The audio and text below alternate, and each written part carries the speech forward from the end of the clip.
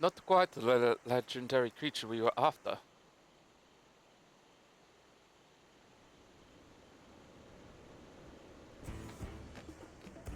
Would you mind dealing with that fire sprite? It will continue to confuse the seeker if we leave it be.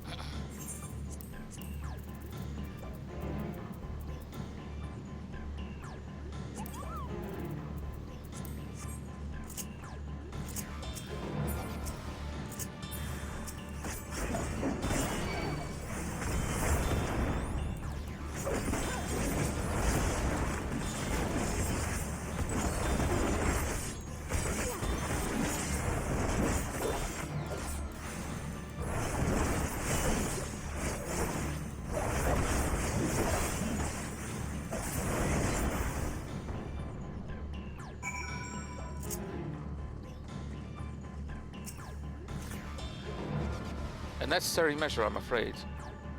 Let's try this again. Affirmative, tracking nearest source of fire aspect data.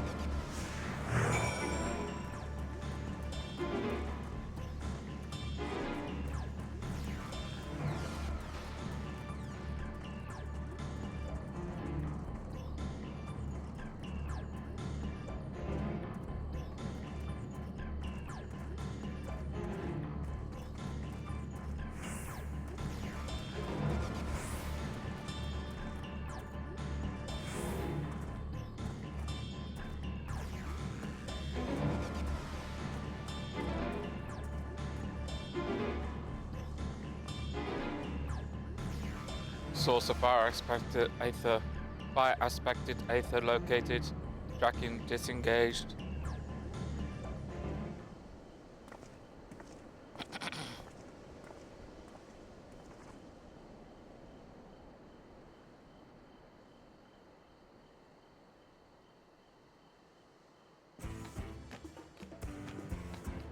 Frightening enough, but again, not what we're looking for. Would you be so kind?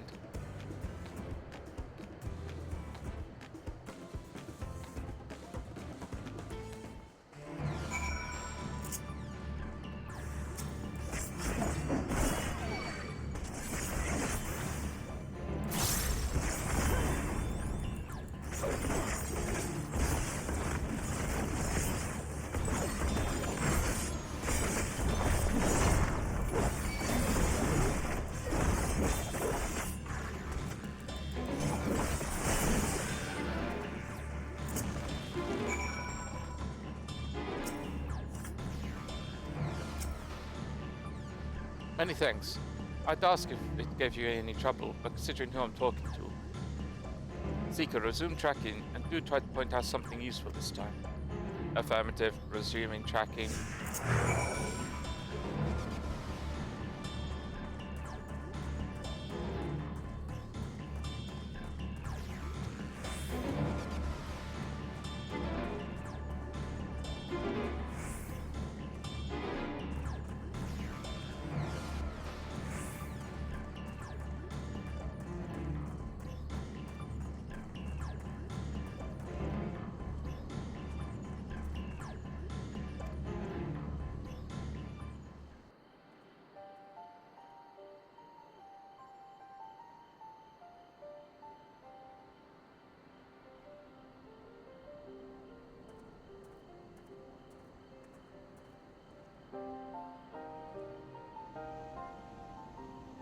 Ah, another remnant of Vilgalmander's last rampage. The crater's flames registered to the Seeker's corporeal ether.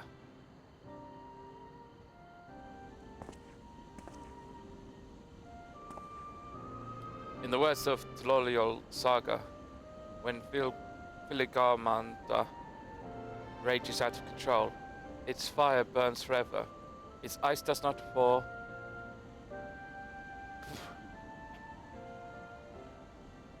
and its lightning crackles without cease. Thus, it was the Dawn Servant able to turn the Sky Ruin's perpetual magic against itself. trapping it within the unmelting prison of ice. It's no mundane fire, but some kind of everlasting sorcery. Once again, it's a strange feeling to see fanciful poetry proven true. The important thing is that the fire was classified as living ether. We can feed a sample into the seeker and greatly improve its accuracy. One moment.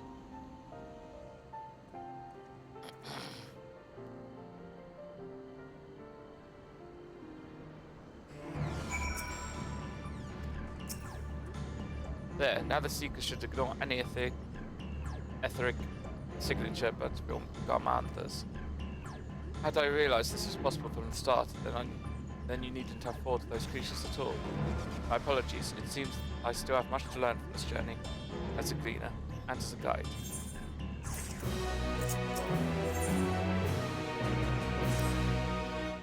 This time, the seeker should be attracted solely to Vilgarmanda's ether. Resume tracking based on the latest sample.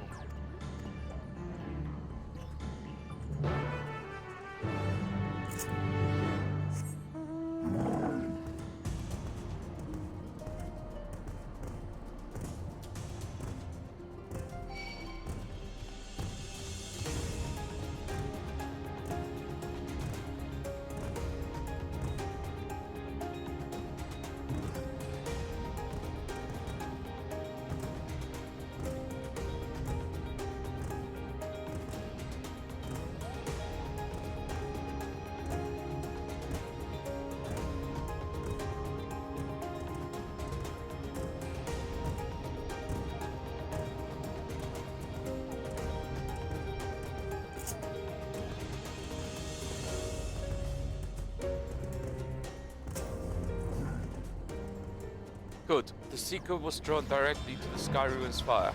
Now we know we've set the correct parameters for its ethereal aspect. I'll try increasing the threshold for ethereal concentration. That should direct us to the Toral mineral itself. Recalibrating sensors, resuming tracking.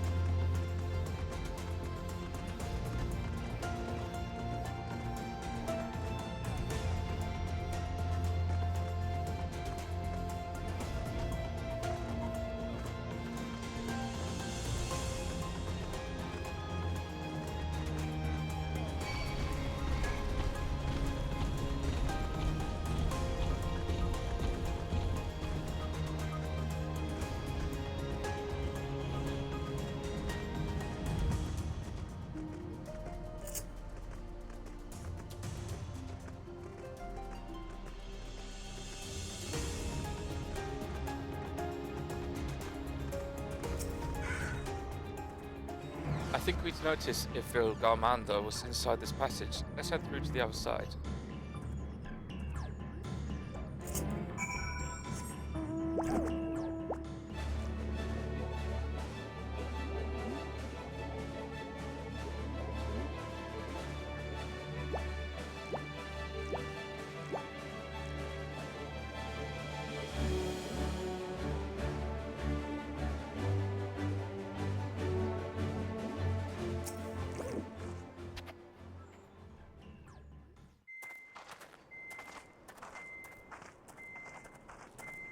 The trail ends here, it seems. Could Valigarmanda have shifted its elemental aspect? It does have three to choose from, after all. In any case, I'm almost certain the Vitral was headed in the direction of Warkor Lardor. We should let the others know we have a likely location.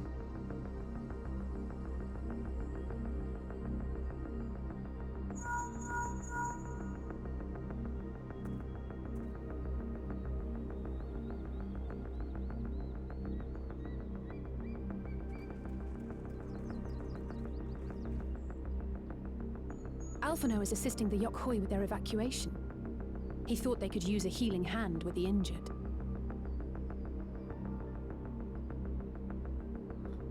So where is Valigarmanda? Warkor Lardor. Its stratified layers contain a wealth of crystals, said to be the source of its many-colored glow. After 80 years of imprisonment, the Vitral will be in dire need of sustenance. It would have been drawn to the mountain's energies. So Valigarmanda seeks to replenish its ether. Then we'd better not give it the chance. Stop!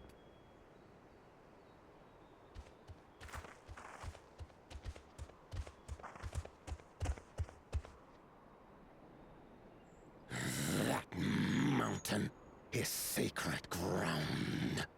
I forbid you to set foot on it. Sorry, It is not our intention to trespass. But you must understand, that's where Valigarmanda has gone. If we don't slay it now, it will slaughter countless innocents. Just like in the old days, I beg you, permit us to enter. Out of the question. Your band is incapable of defeating Valigarmanda. Either you seek to defile Warkor Lardor, or you are fools. If you doubt their chances, how would you feel were we to join them?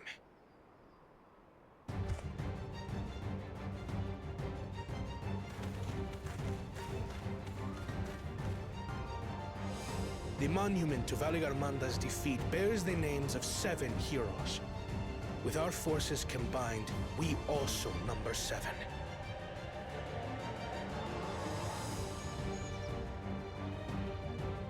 Seven weaklings are no less doomed than 4.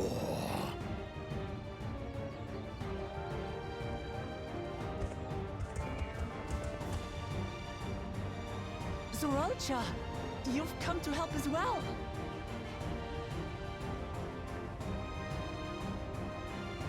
Against my sound advice. While the rest of you were tussling with this sky ruin, we might have secured an insurmountable lead. A minor delay. It will not change the contest's outcome. I would take the measure of this Tural Vitral my father was unable to kill. With both my brothers here, this battle is all but won.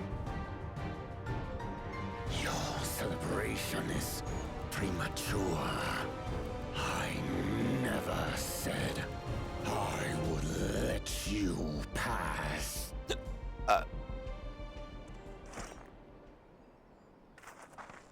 Brother, no! We do not bear arms against our own people!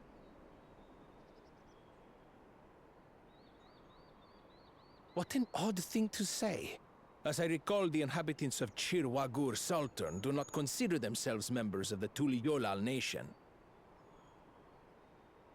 I'd hardly call them our own people. What does that matter? Members or not, everyone in Tural is part of our dream for peace. If you would hurt them, then you'll have to go through me.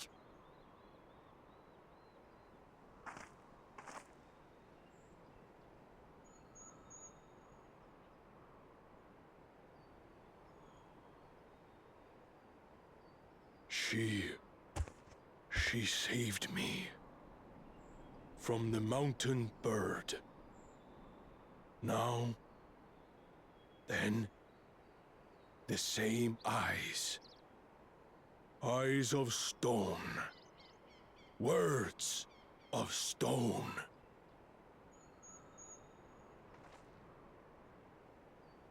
We are still in her debt. This is true.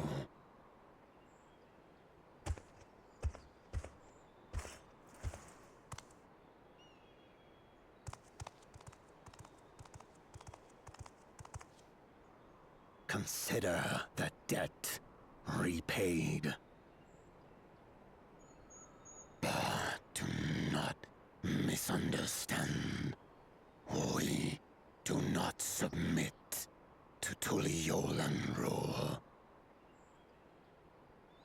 Aye, you've made your point.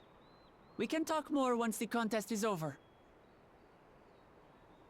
I ask your name.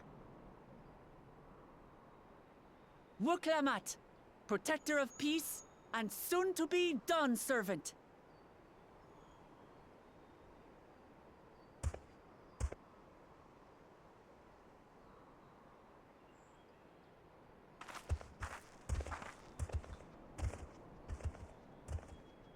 Even people with wildly different ideals can find understanding through earnest discussion.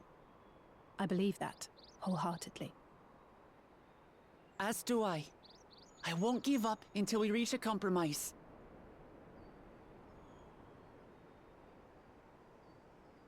Assuming you survive. My old bones and I will be waiting here for the true heir's return. Your thoughts have always been a mystery to me, brother. But I'm relieved to see you put aside the contest for the sake of the greater good. Our nation is a fortress, and its people the bricks with which it is built. The more that are lost or broken, the weaker Tuliyolal becomes. Even the crudest rock has value as a stepping stone.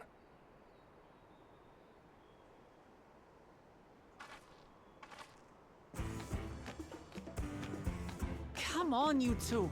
Forget about the right of succession for now, and help me fight this overgrown snake bird.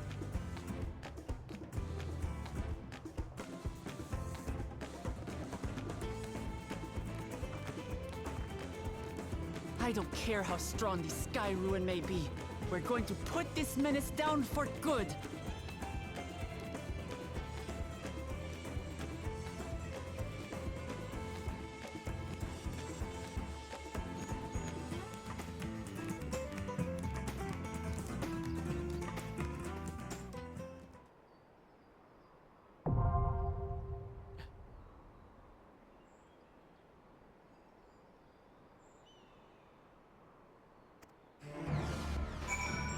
Another duty already? Wow, okay. At the moment.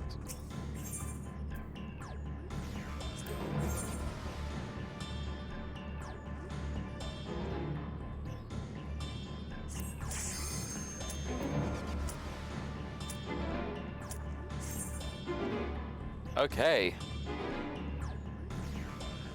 First raid.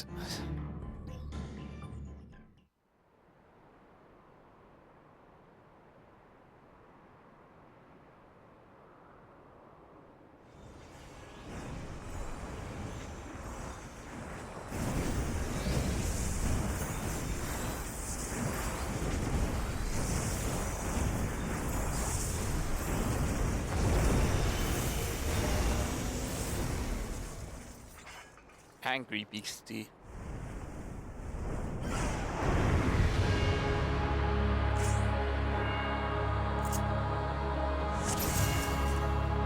Alright, let's go then.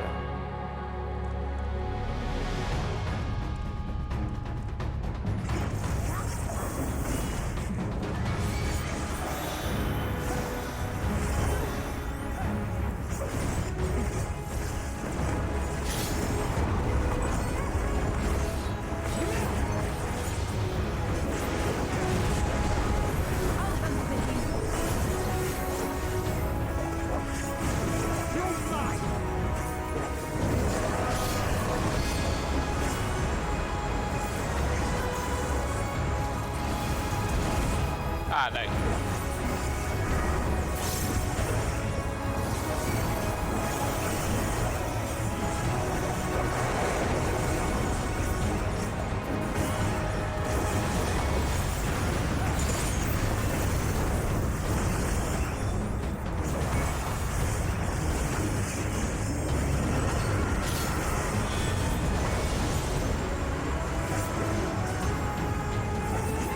Oh. Okay.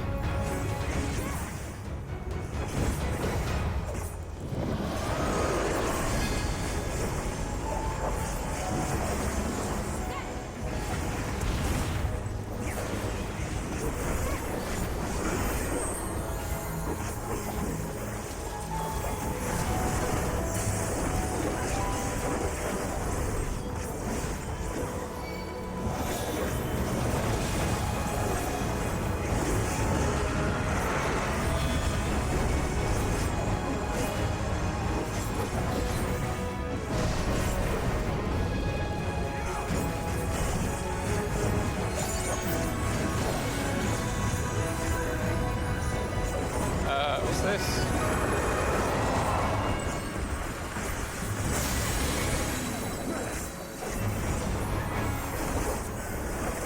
Oh, it's changed safer. Okay.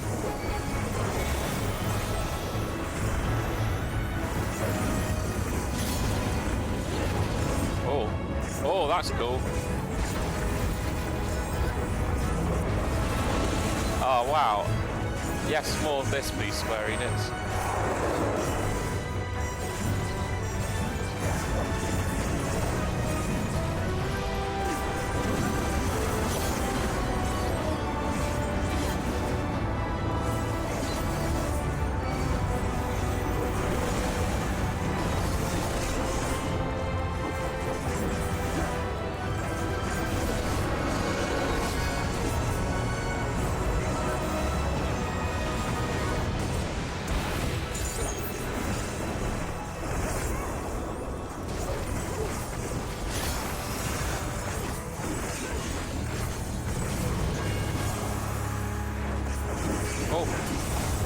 Right, okay. Oops, it's wrong buttons. I'm pressing the wrong buttons.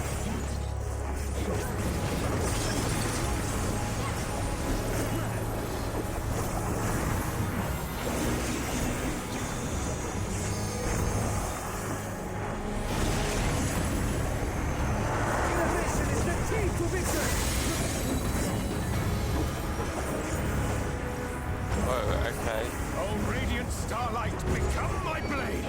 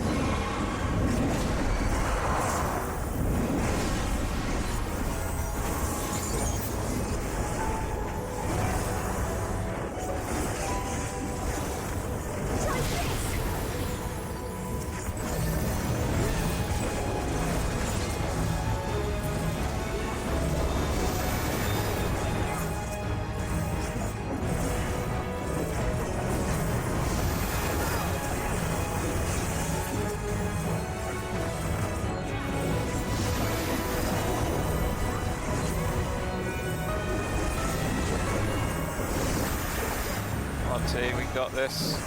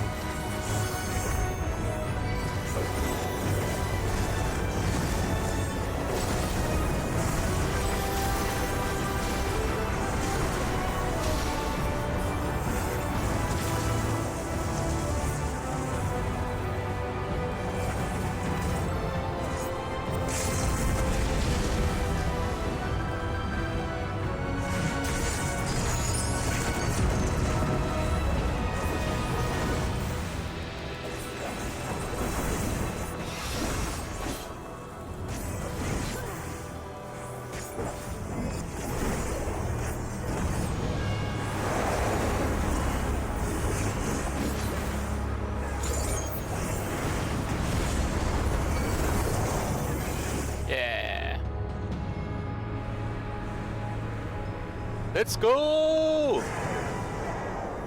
Woo-hoo!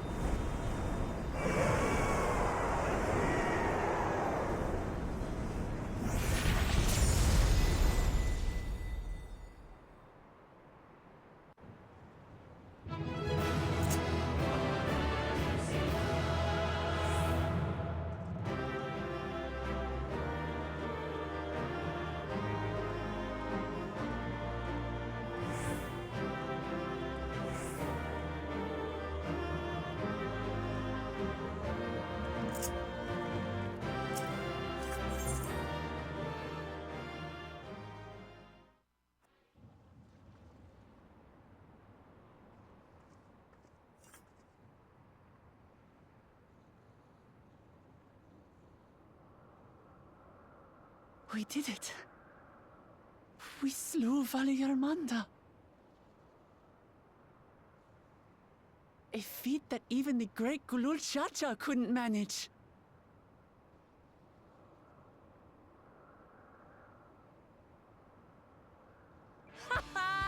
For you, Papa!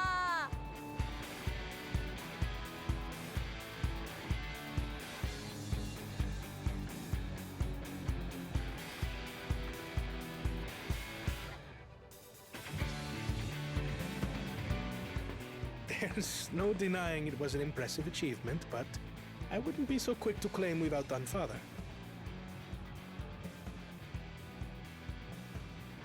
The Fidral was weakened by decades of imprisonment. Had we faced it in its prime, we wouldn't have fared a fraction as well. How can you say that? 80 years couldn't have made that much of a difference. Could it?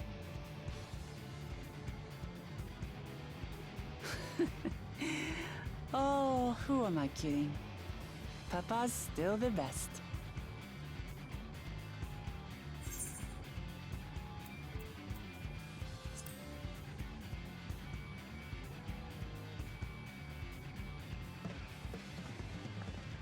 You're right about that. Just need a few more battles like this one under my belt.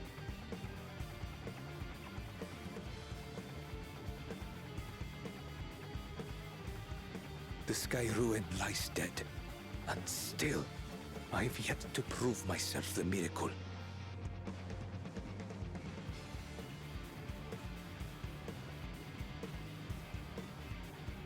Well, I suppose we should head back and join Erenville. We did leave him with only Sarelja for company.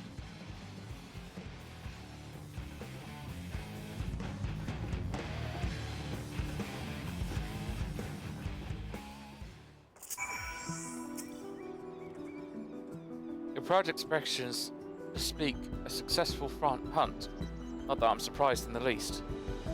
The Royal Jar came back earlier, but left almost immediately with Surreal Jar in tow. He seemed disinclined to share any victory celebrations. That's nothing unusual for Zoral Jar. No, it's Bakul Jar Jar that concerns me. He's probably far ahead now, making the most of the mayhem he caused. I still can't believe he did something so evil just to slow us down. If we hadn't slain Vilgamanda, it wasn't only Okapacha at risk. There would have been deaths across the entire continent. I'm more certain than ever that Paul Jaja cannot be allowed to rule. I have to catch him and take back my keystone.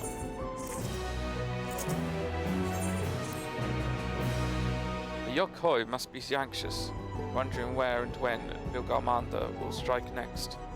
I suggest we hurry back and ally their fears, Alphinodes as well, I should think. Yes, you're right, we shouldn't let them worry another moment.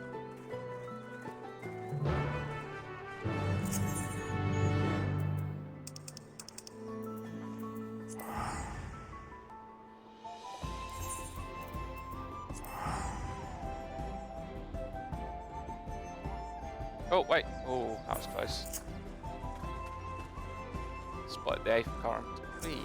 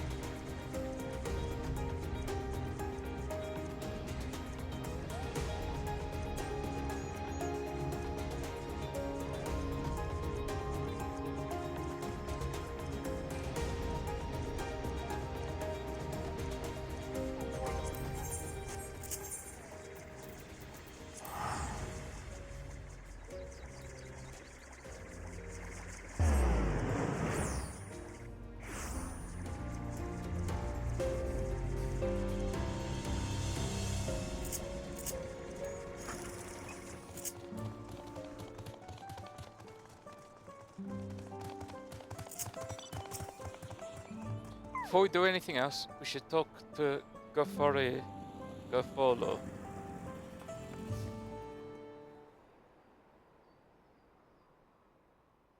To the temple, then. That won't be necessary, heroes of the hour.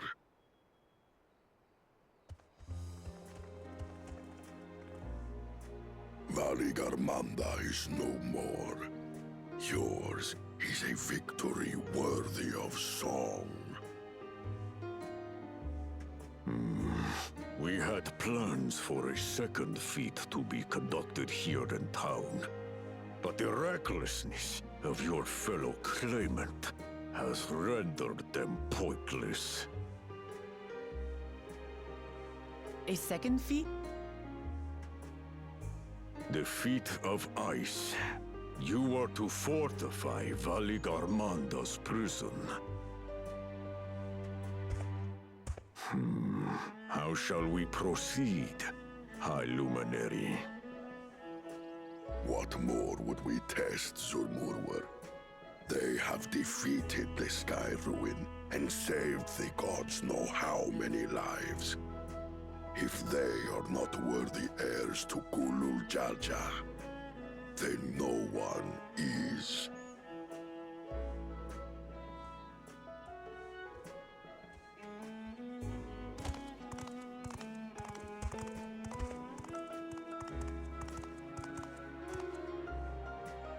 Now that our last claimant has arrived, we can proceed with the formalities.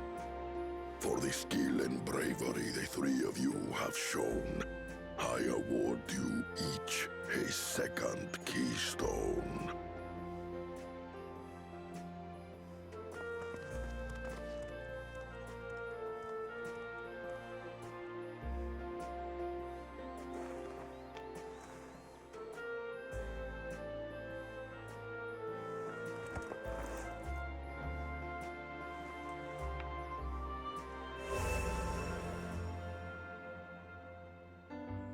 That makes 5. Only 2 left to collect.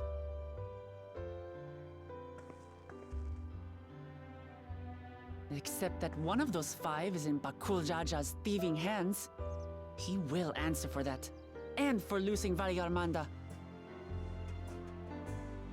You have brought lasting tranquility to our home and earned the gratitude of every Yokui.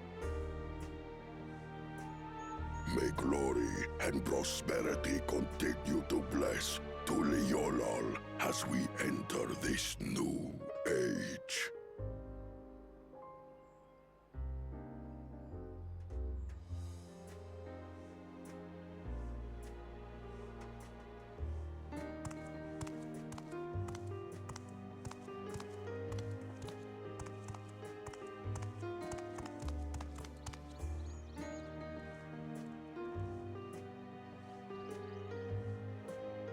Was never much of a talker, our brother.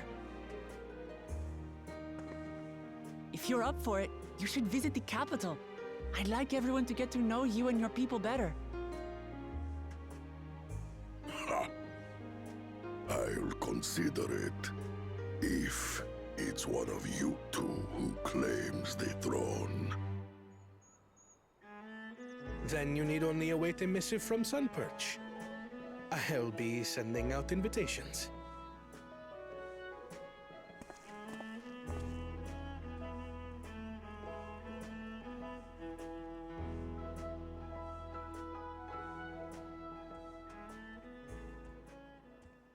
Today is a day for unusual visitors.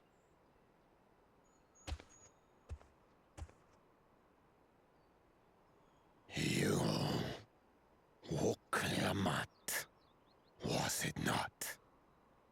I doubted you could slay Valigarmanda, but the quiet skies proclaim your triumph. Had the Vidral been suffered to roam free, it would have terrorized us all. Once again, we find ourselves in your debt. You owe us nothing. We fought because we wanted to. Yet a debt has been incurred.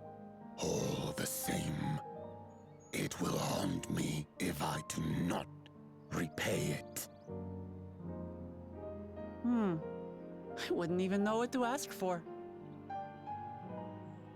Perhaps he can tell us about the dreams of the Golden City. Oh, good idea! That was on my list of questions I wanted to ask. The Golden Dreams. Yes, we have records of our forebears and their visions from the time before the Shaktural expedition. What did your forebears see? A heavenly land, suffused with a golden glow.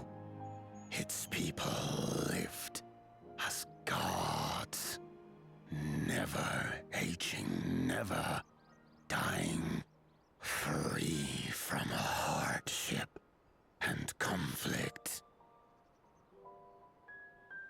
Every building was a palace, and in their midst reigned a silent goddess, a statue so tall even my kin would need lift their gaze to behold its visage. A statue of a goddess. That's new. Aye, and compared to the abstract imagery we'd previously heard, this was a detailed description. The dreamers were consumed by their visions, compelled to seek out the paradise they'd been shown. They journeyed to Shaktural, where they died in droves. Those who go in search of the Golden City do not return. The tales Wuk-Evu shared may have been rooted in historical fact. Perhaps.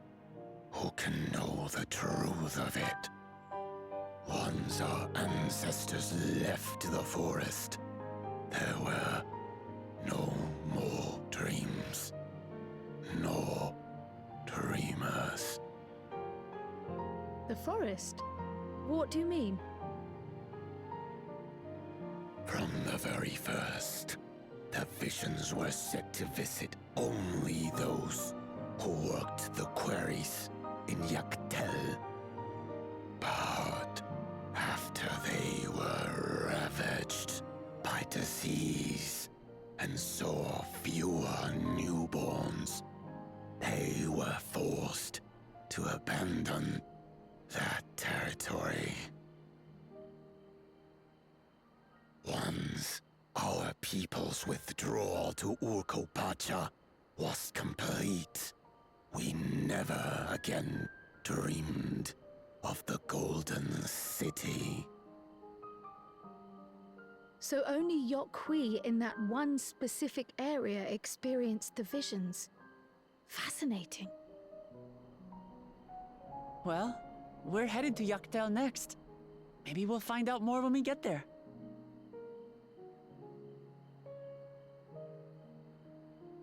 Thank you for sharing your stories with us. I do not require gratitude. I merely repaid a debt. Farewell, Wuk Lamat. I do not think our paths will cross again.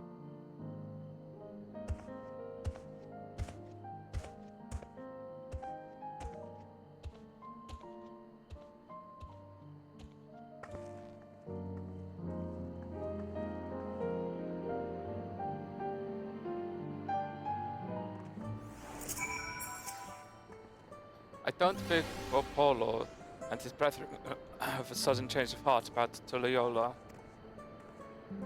But that doesn't mean they'll never change at all. Today is proof of that. I think it's time you returned to Tulliola. After scaling Thoral's tallest mountain and battling a legendary beast of the death, even dauntless heroes like you could probably use a rest. In any case, there are preparations to be made before we can visit the next destination laid out in the saga. The respite would be most welcome. I believe I hear the Fordwinds calling our names.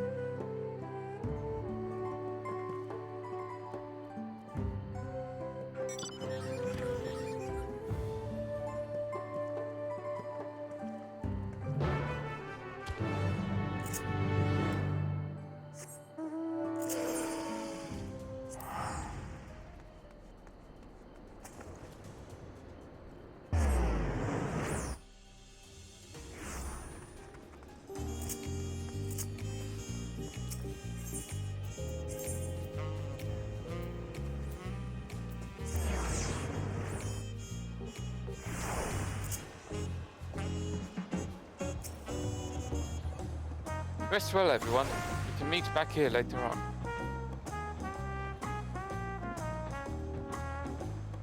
I have a small errand to run in the city, so I'll leave you to recover. Will you be heading to the palace, Wuklamat? Wuklamat, did you hear me? Lost in our own little world, it seems. Well, no matter. I'll be back soon enough. I intended to stand in by to unlock your cabin. Enjoy your stay. Best way I know.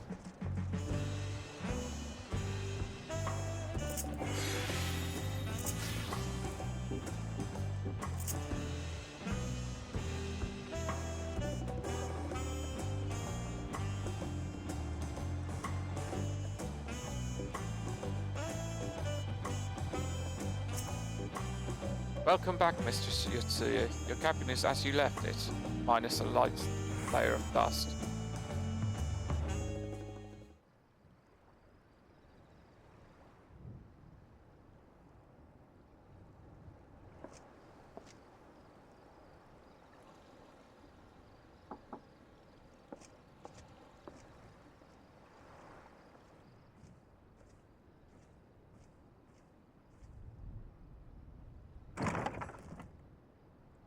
You have a moment?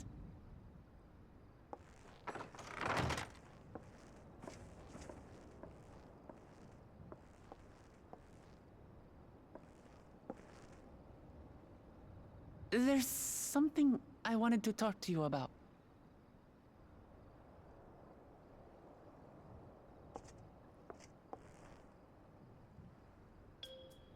So,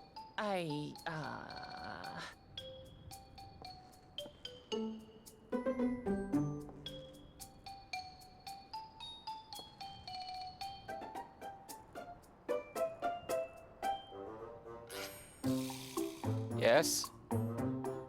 Spit it out.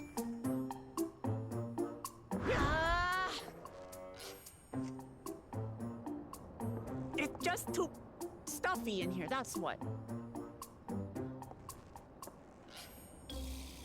We should go outside. Aye, a nice walk in the fresh air. That's what we need.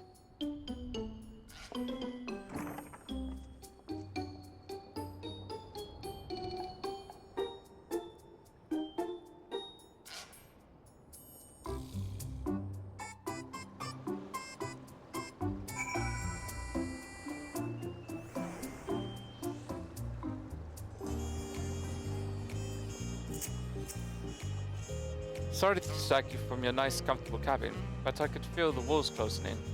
Oh, I know. I'll take you to one of my favorite places in Tulliola. That should help me get my thoughts in order.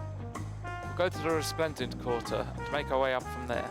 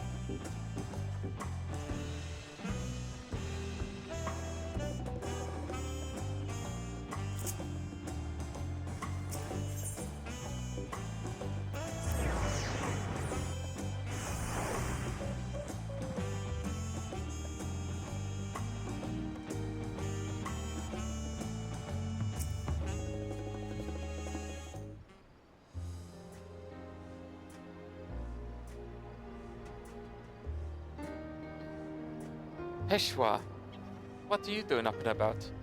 Is your back feeling better? It's much healed now, so don't make a fuss. Besides, I can't be lounging around in bed all day when you're out there fighting your hardest to win the throne. You're the claimant with the greatest love for peace. I love this nation of ours, and lending you my support is the least I could do.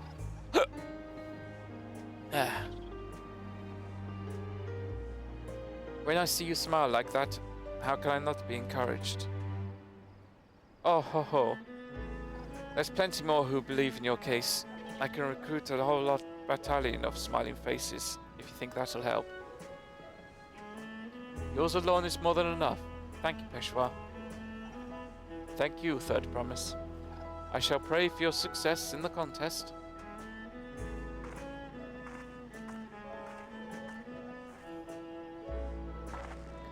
All those smiling faces.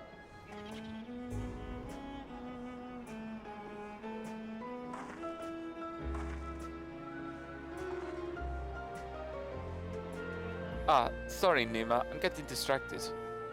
It's just that, with the progress we've made in the contest, even these everyday encounters feel much more special.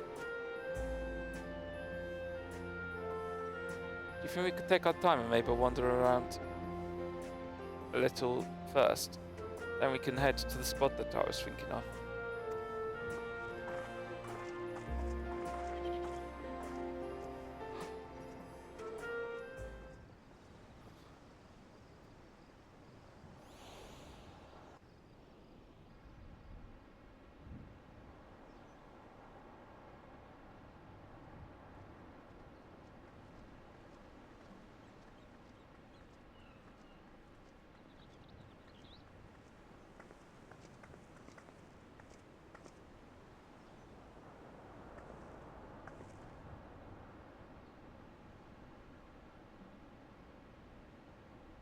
This is much better.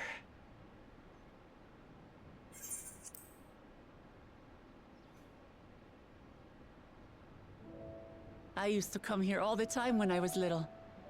Would look out over the whole city, and whatever worries I had would seem so small.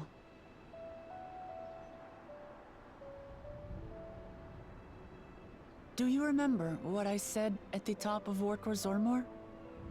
That I would fight to preserve Papa's peaceful Tural?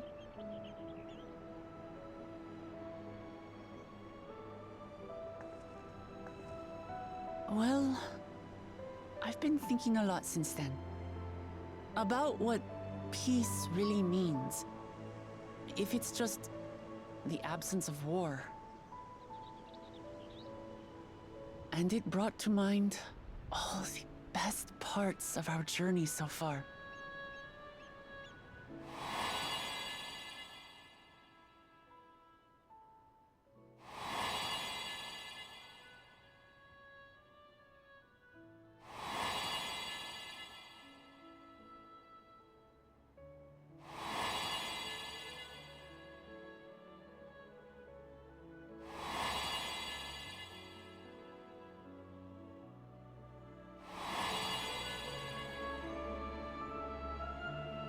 I realize nothing gives me greater joy than the happiness of others.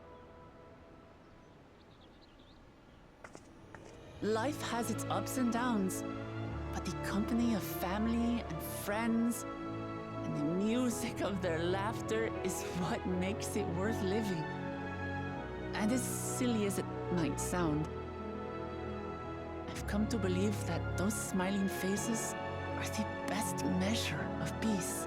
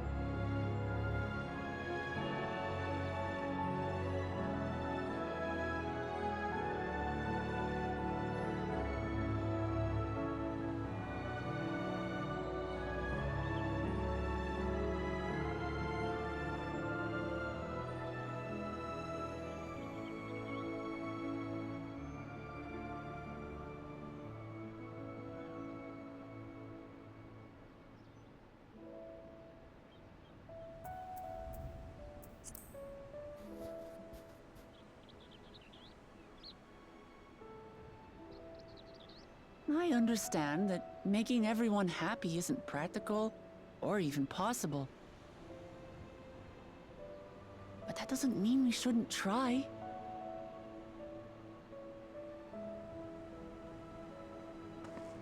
So, this is my plan.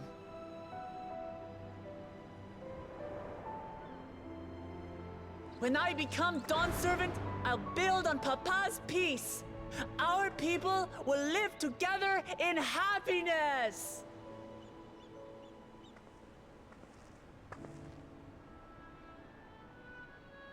It's just like Kryl said.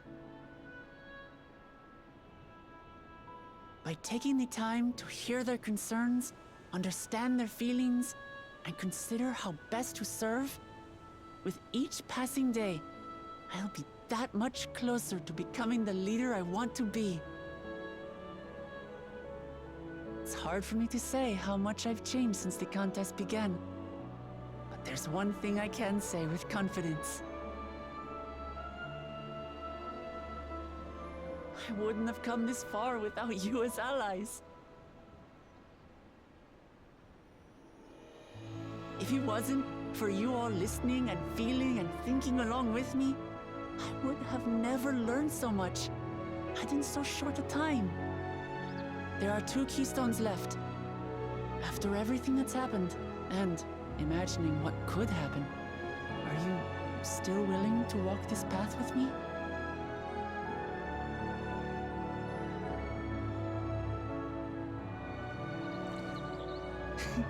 Thank the gods for that. Well, I have nothing else to get off my chest. I need to head to the palace, but I'll see you back at the cabins.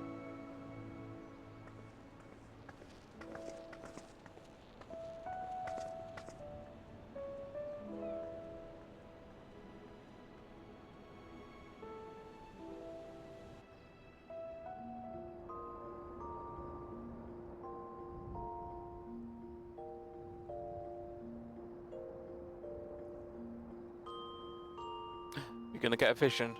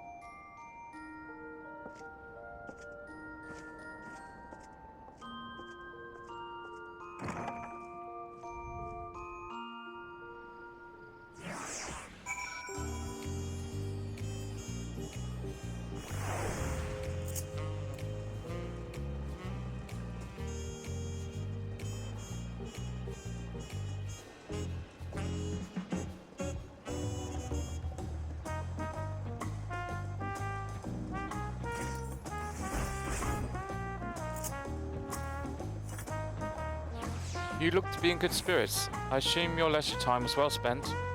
I was glad to snatch some quality sleep myself. After all, it will soon be back on the road for us.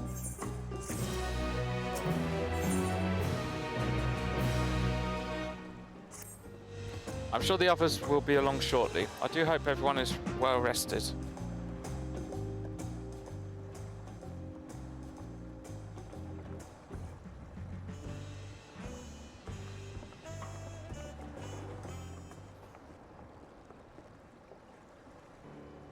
Now that we have refreshed ourselves somewhat, let us consider all claimants as they currently stand. Zoral, Jar and Kanoa have completed every feat thus far and hold 5 keystones apiece. Wiklamat would be equal with them but for Bakul Jar Jar's thievery, which has left us 1 short. That conniving Baggart didn't so much as lift a finger for the feat of proof, and wreaked havoc on the feat of ice.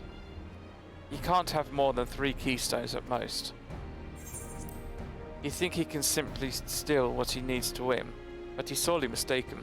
I will be taking back what is mine. This I swear. I fear that reclaiming your keystone may not be enough, that is. If Bakul Jar Jar's unleashing of Manda is any indication. Using this lead, I anticipate that he will move to obtain the remaining keystones before disrupting his rival's attempts. We may all find ourselves being forced to take from one another. I can't say I'd be comfortable with that. But neither will I surrender my claim to the throne so easily. If it's for the sake of preserving the happiness of my people, I'll do what must be done. I'll do what I must. That's what I actually said. The last two keystones we require are those of the Lay of Rapast and the Lay of the Brotherhood. The former depicts the cessation of hostilities between the Mamuldir and the Spral in the forest of Yaktil, specifically near a village called Ikbrax. That's where I was born, if you recall. I haven't been back there since Papa took me when I was a baby. Where the Lay of the Brotherhood takes place, however, is unclear in the saga.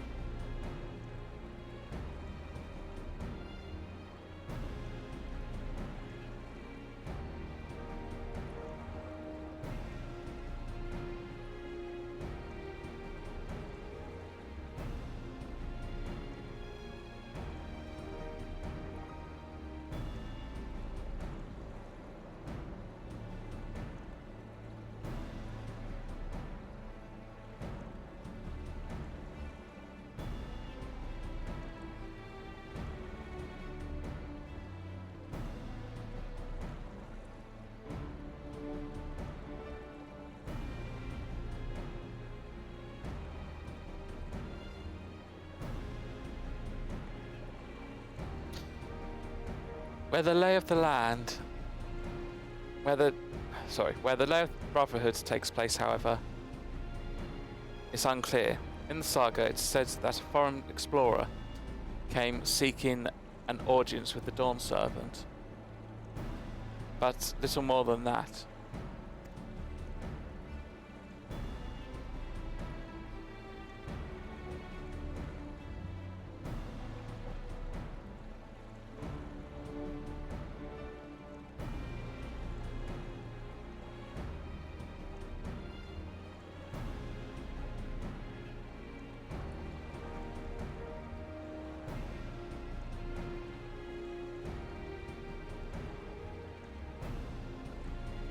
Eorzea had a similar tale.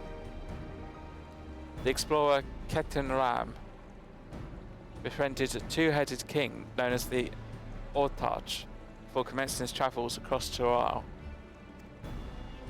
He journeyed there several times afterwards, but was ultimately lost to sea. At least, that is the commonly held belief. Your two-headed king certainly sounds like Papa. So, this Ketenram fellow must have come to Tololio.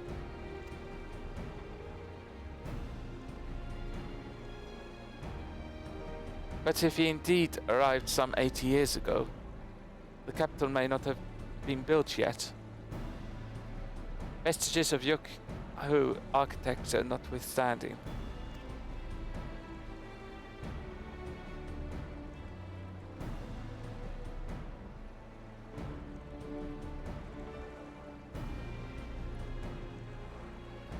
Wait, you said Ortrad, didn't you? The Ketenra must have met the Dawn Servant in Mamuk. Mamuk, is that a city? One of the grandest in Toral, once upon a time, and the seat of the Mamul Jar's homeland. It too lies in Yaktel, not far from Ikbrax. In all things considered, Yaktil seems the obvious choice for our next destination. From here, the safest method of travel is by dirigible. We should make for the landing once our preparations are complete. We're riding in one of Kona's balloons. They can't be any worse than the ships, can they?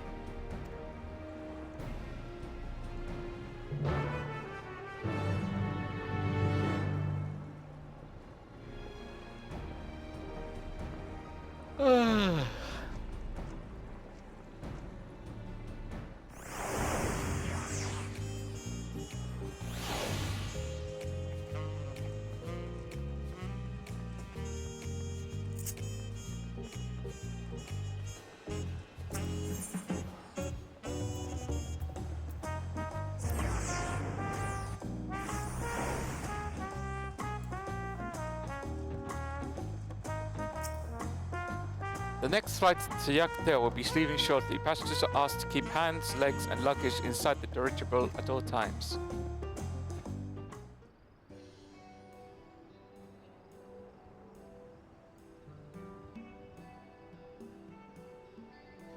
Are we sure that thing will stay in the air all the way to Yaktel?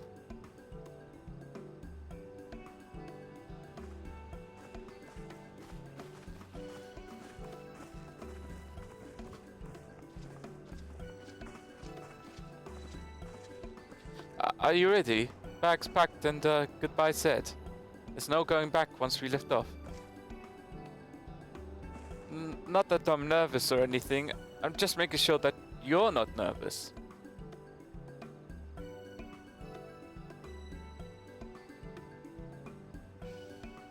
Oh, who am I kidding? My knees won't stop shaking. Hey, will you hold my hand? Just until I've settled my nerves.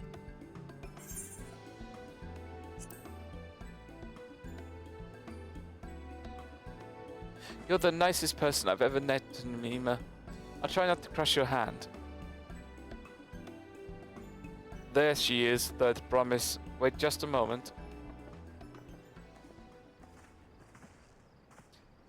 Mablu and Tobli. Of course. I'll wait as long as you need.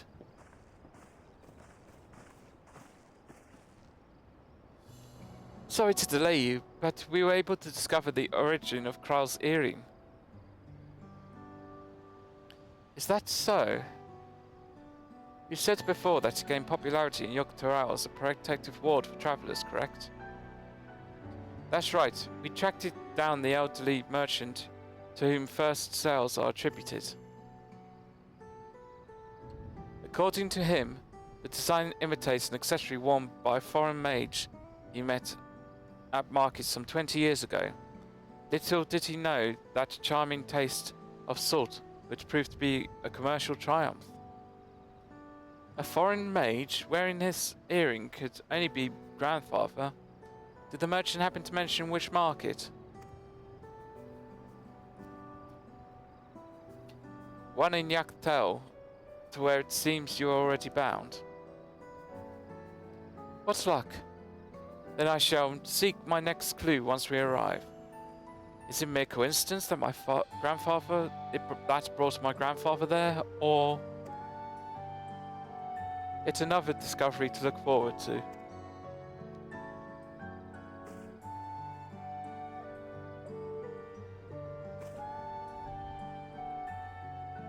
Thank you both for coming all this way.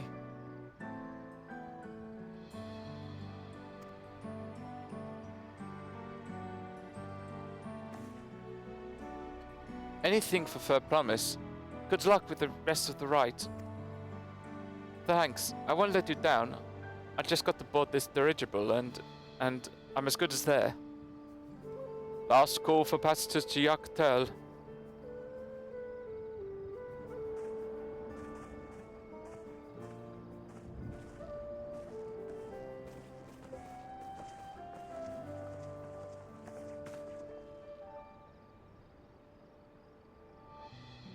I really hope she wins.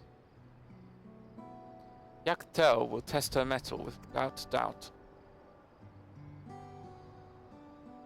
The next Dawn servant must be willing to bear the full weight of this nation's history, no matter how heavy it may be.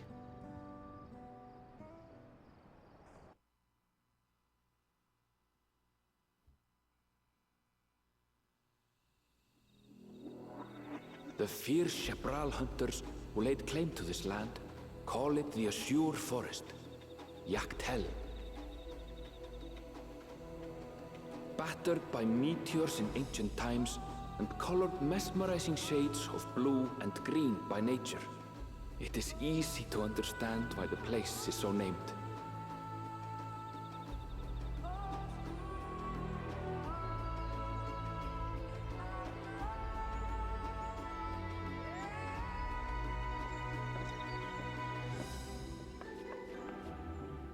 It is here, where the Shepral and Mamulja once battled for dominance, that the right of succession would reach its climax.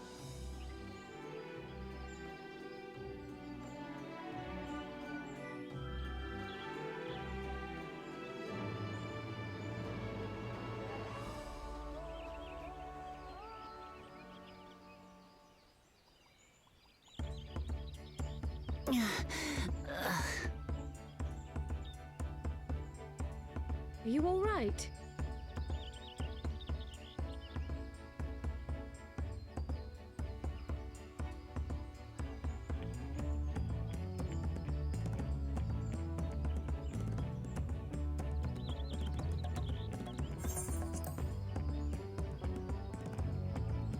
I've never been good with heights.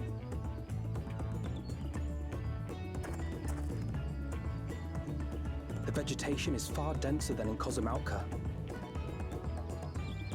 I suggest you pay more attention to the ground, unless you want to walk straight into a cenote. A cenote? Sinkholes filled with rain and groundwater. Many meteors fell here long ago, it is said, and after they struck the Earth, it became susceptible to erosion. Deep as some of the pits are, you'll not climb out in a hurry should you take a tumble. So, don't take a tumble.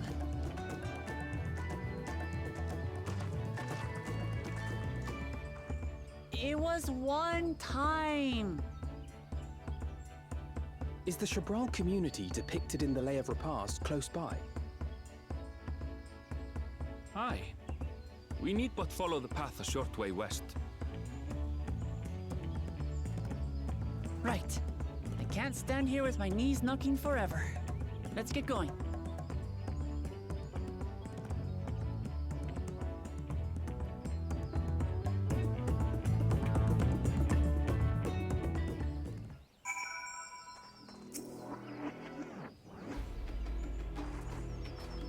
With thicker vegetation.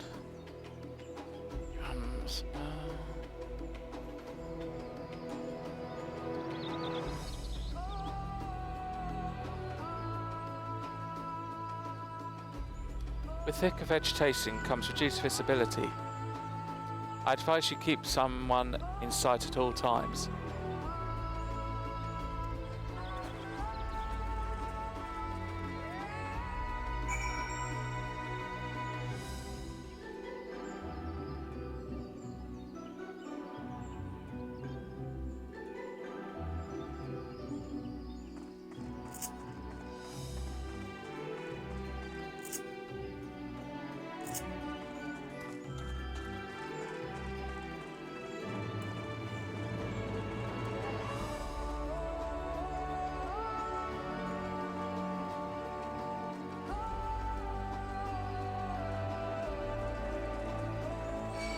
Ah! He came out of the vegetation.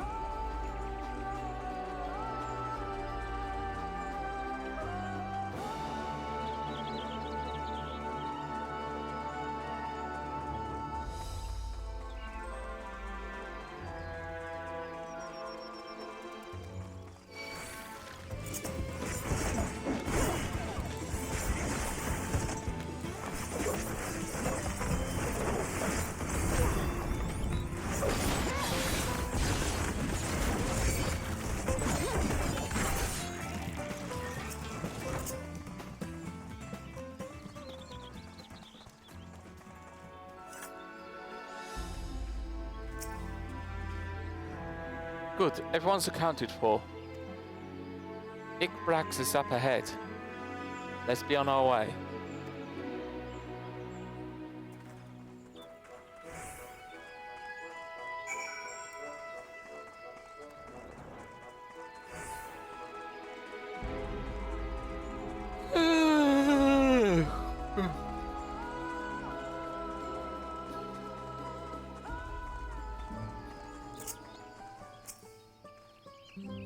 Erdenville was not exaggerating about this notes. It would be a grueling ordeal to climb out of one. Well, thankfully we made it here without incident. Let's not dally any longer.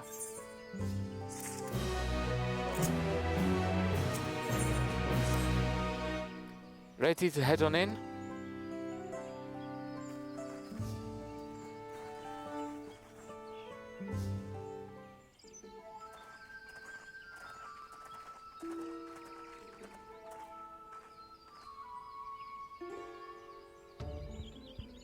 Our first task should be finding the Elector.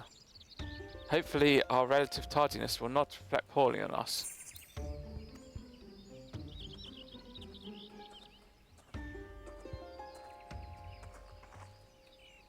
The third promise, and her return, I presume.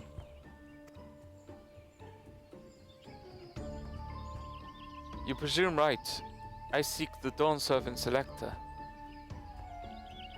Then come and join us in the Garden of the Stars, at the center of the village. Everyone is waiting on you.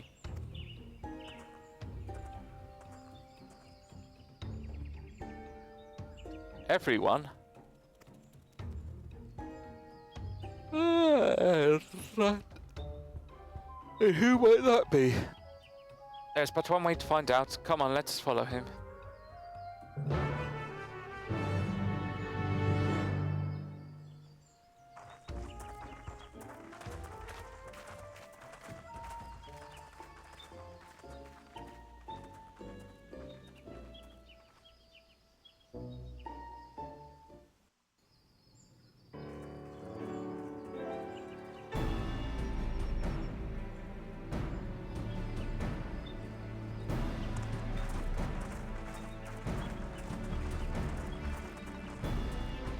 At last, we are graced by the presence of the third promise.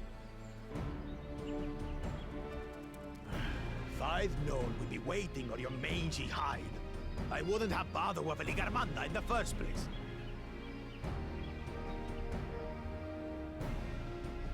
You self-serving piece of weaver dung!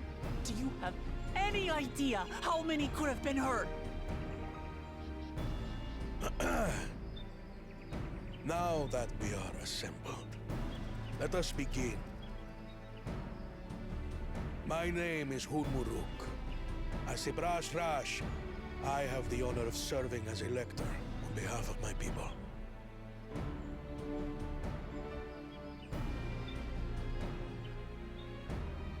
As all 4 claimants must be present for this feat, we have eagerly awaited your arrival. Third promise. If you would please join us.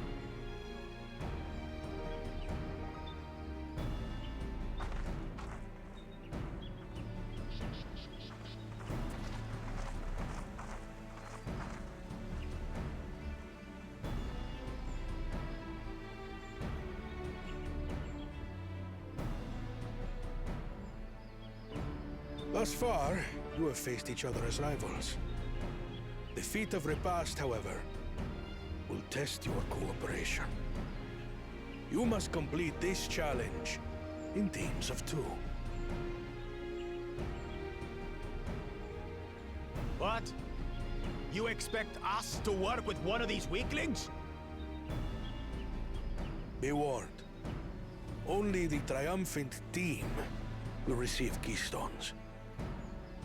I advise you to cooperate with your partner. Teams will be decided by lots. Those who draw the same color will be paired accordingly.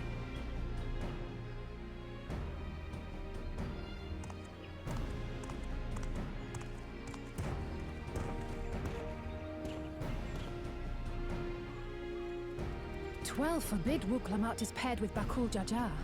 After all he's put her through, I wouldn't blame her if she did something rash. I might even help.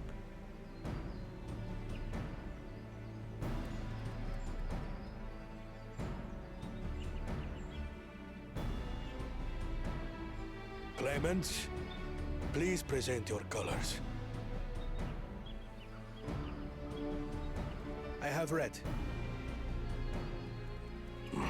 Blue.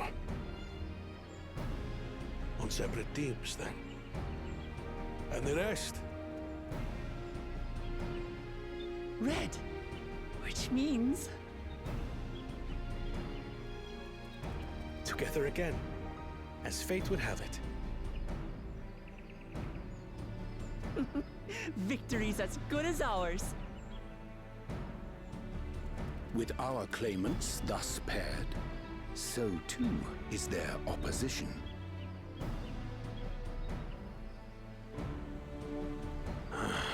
Not the one hit.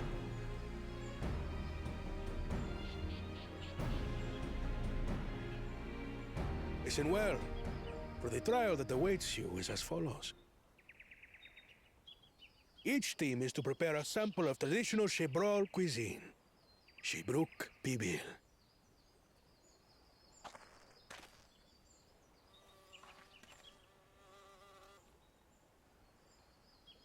And now we must cook. Another ludicrous feat. So it might seem, but there's bound to be deeper meaning to it. Agreed.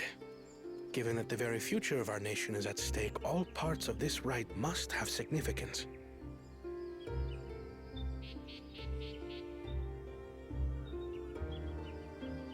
Our promises have grown rather promising, wouldn't you say? Indeed. If I were to guess at the significance of the feat, few things reflect the history and development of a culture so clearly as its culinary traditions. The variety of stewed dishes in Garlean cuisine bespeaks their agricultural roots and cold climes, true.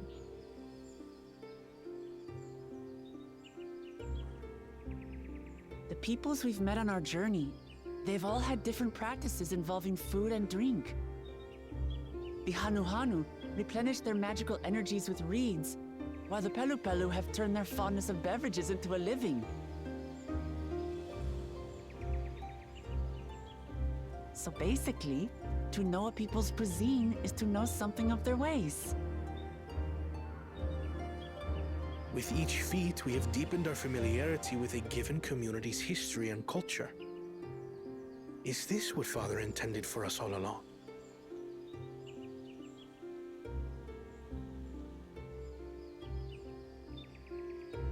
But a leader with his vision must see that the past doesn't hold the answers we need. It is through embracing innovation, not adhering to tradition, that we will usher Tuli Yolal onto a more prosperous future.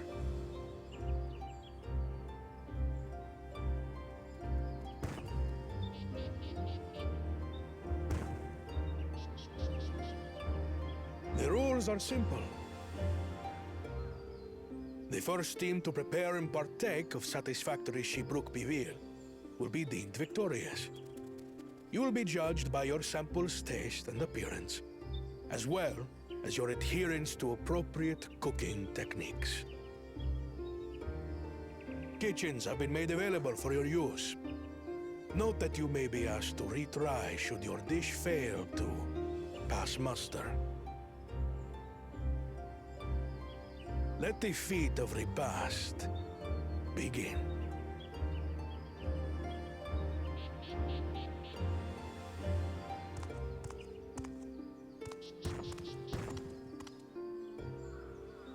I've never actually heard of Shibruk Bibil before. What's it like, I wonder?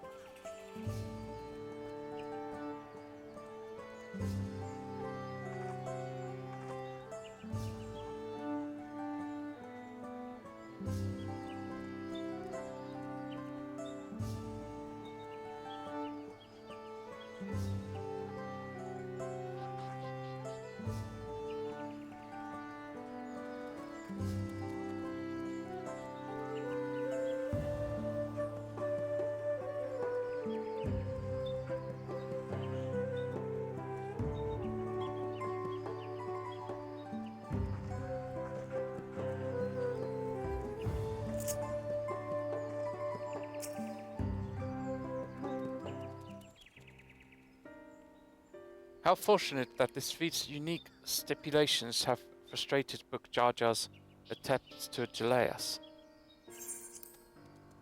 Serves him right, that's what he gets for endangering my people with his schemes.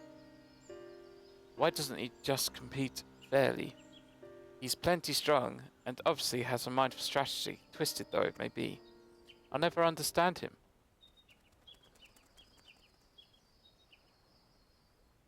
Putting aside our competition for the moment, allow me to express how glad I am for this opportunity to work together. As I see it, our team possesses a distinct advantage. Of course we do. Any team I'm on is bound to succeed. Precisely. You mean we have an advantage in numbers, yes?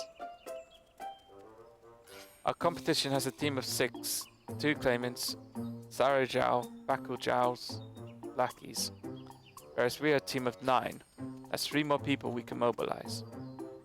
With the task suitably delegated, it should be a brisk affair to learn the recipe and assemble necessary ingredients.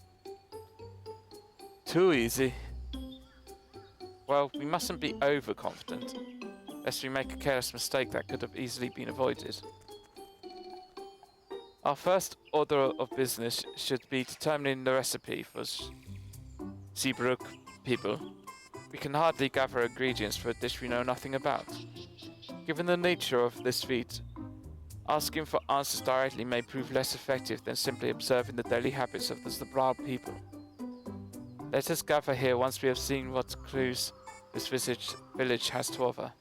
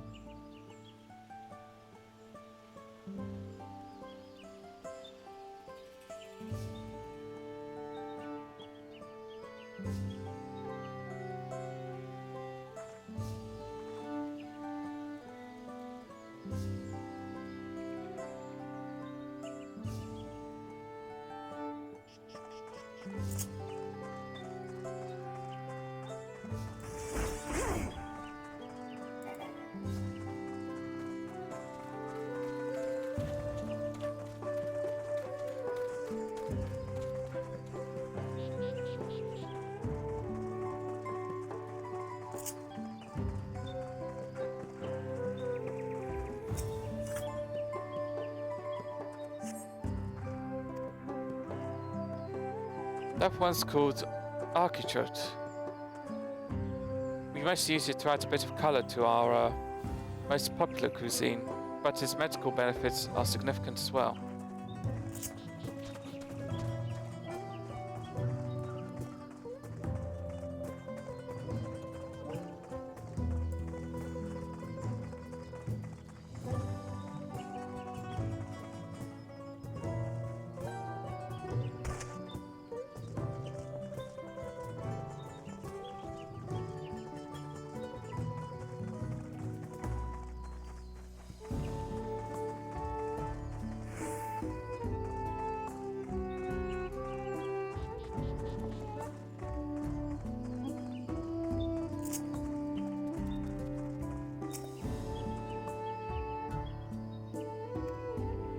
I wish I could tell you, friend, this show delicious is meant to be shared. Alas, we are forbidden from divulging anything.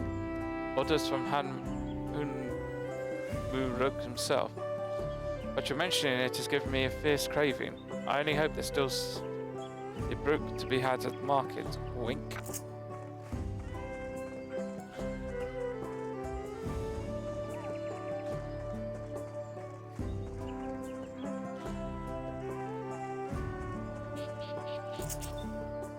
We ought to cut our losses and head to Mamuk. This feat is nothing but a fool's errand. You're the fool to think if you think you won't tan our hides leather if we dare to return without enough keystones. Besides, taken from the house catch before. How difficult could the second time be? What are you looking at, sword slicker? Mind your own business.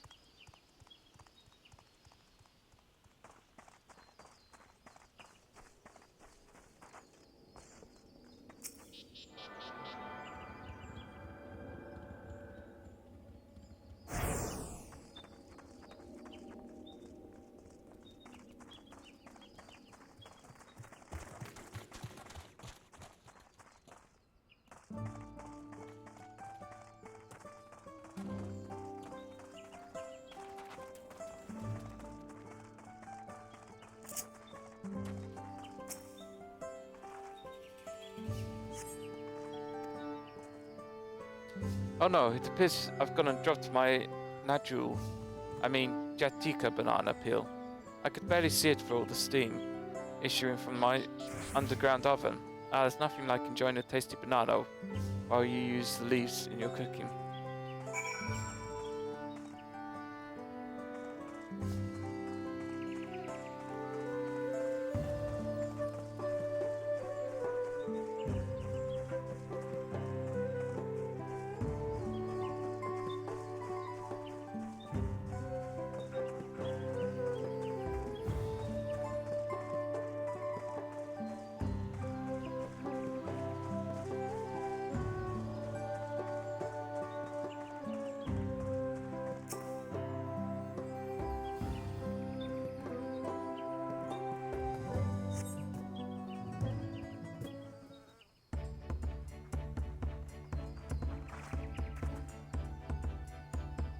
Sorry, I'm back. What did we discover about the Zibruk people? True to your prediction, the villagers were forbidden from educating us directly. However, many were still preparing it as one might a staple dish, and observation of their techniques yielded clues enough. A lady blending local herbs and spices was only too happy to describe the ones I didn't recognise, while neither confirming or denying any relation to the Zibruk people. Which one in particular she attributed to all common Zibrau dishes, artichoke,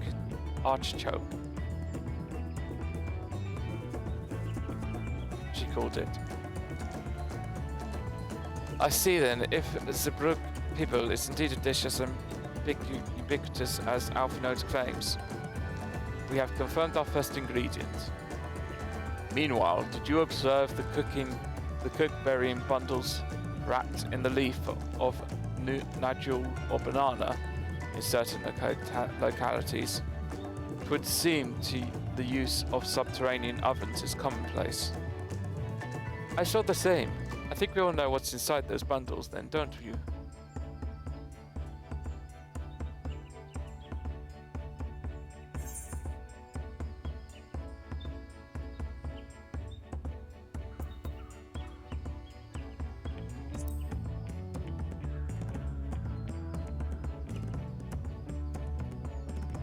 What kind of creature is that? There seems to be more hunters than fishers here, so I think we'd be looking for a different meat, but I'd be keen to give it a try next time.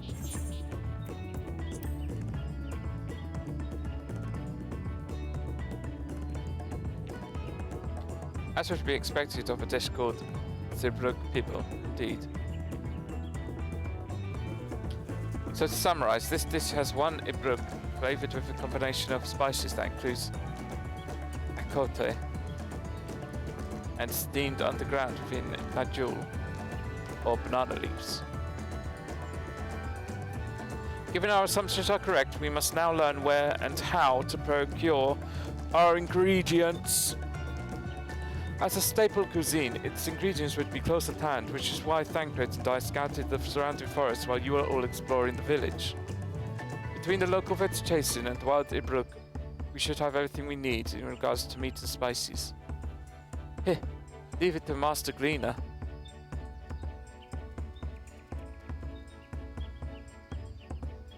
With that, we should next divvy up our tasks, while some other gather ingredients. Others should make ready the kitchen. I can help prepare the kitchen. Permit me to assist as well. Our ovens will doubtless require firewood, and I have some experience in its gathering. I too should be glad to volunteer mine aid. Then the rest of us will gather ingredients. I can make a quick work of the spices and herbs myself. I'm happy to lead someone to a suitable Ibruk if they will perform the requisite deed, Alice. As for the Najal leaves, I believe I am capable of acquiring that much on my own. Be warned, you won't find Najul in these parts. They only grow in Jatika heartland, for it's far below these. Such an excursion may be time-consuming. Perhaps we ought to try bartering first. This feat encourages our communication with the locals, after all. Then Mati, Nima, if you would accompany me on my errand. No better way to whet my appetite. Good. Let us be about our tasks then.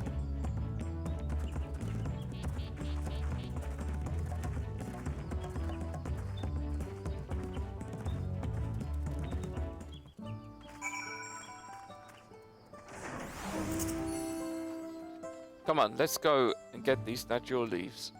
The sooner we do, the sooner we can eat.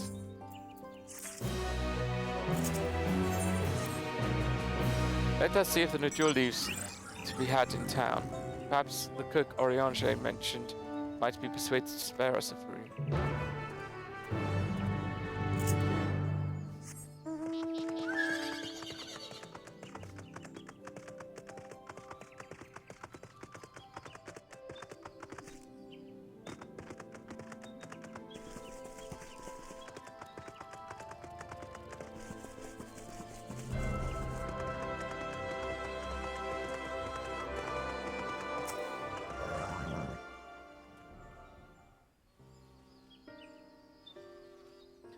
Oh, hello again. Did you need something?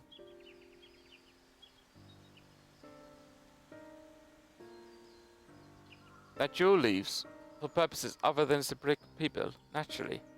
Unfortunately, I've just used up my last. You'll have to travel to the lower forest for more.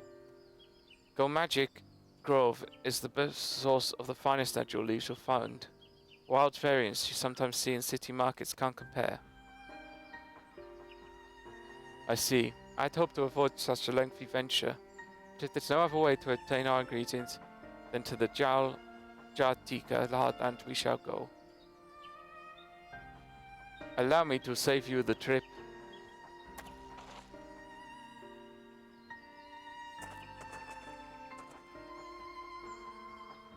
Traveling there requires you to go through the Tunic Traverse, but it is caved in due to recent storm, I suspect.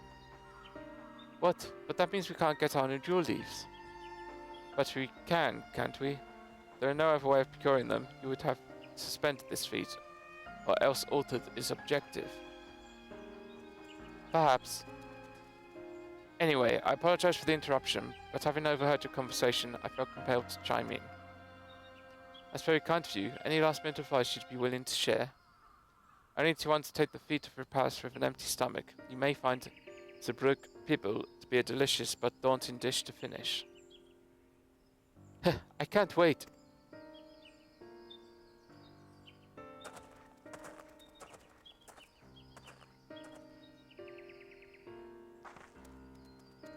Still, if there are no leaves here and we can't travel for more, how are we supposed to gather all our ingredients? These feats are meant to deepen our understanding of the peoples and cultures of Thalaliel. So perhaps there is something about the Brook people that we have yet to learn, something of significance other than its recipe or ingredients. Oh, I see. Like, who was the first to make it? Its history, that sort of thing? Ahem, if it's Jacktail's history you're interested in, you should start with the Old War. Between the Zabral and the Mumujal, right? Mamuja, right. These forests have borne witness to centuries of warfare, the evidence which remains a scar upon the earth. To know the end of the bloodshed is to know Zabrik people. Huh? What does deemed Ibrik have to do with bloodshed? Precisely the question we must answer. Vexing though such a detour may seem, I can think of no other way to approach this feat. In that case, you may wish to venture to visit the site of the settlement ruined by the war, the village of Ilian Asor. It lies a short distance to the east. The village of Ilian Asor. I understood. Thank you for your help. Come on, let's go and see this place.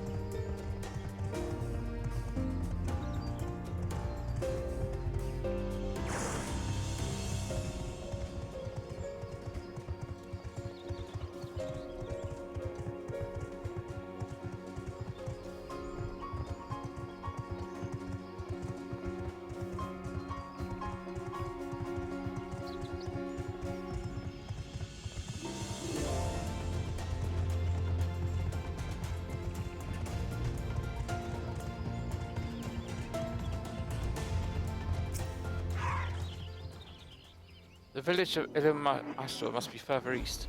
Let's continue with haste. For all we know, our competitors may be on our heels.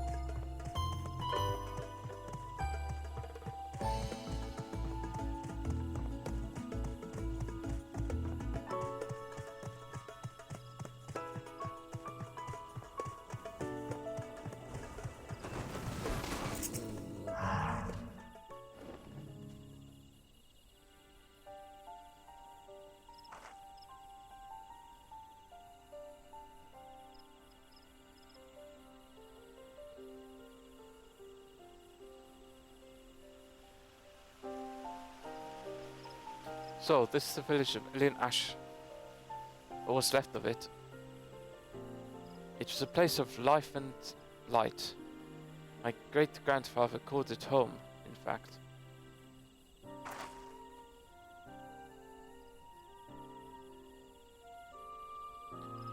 What evil? I didn't know you were in Yaktel.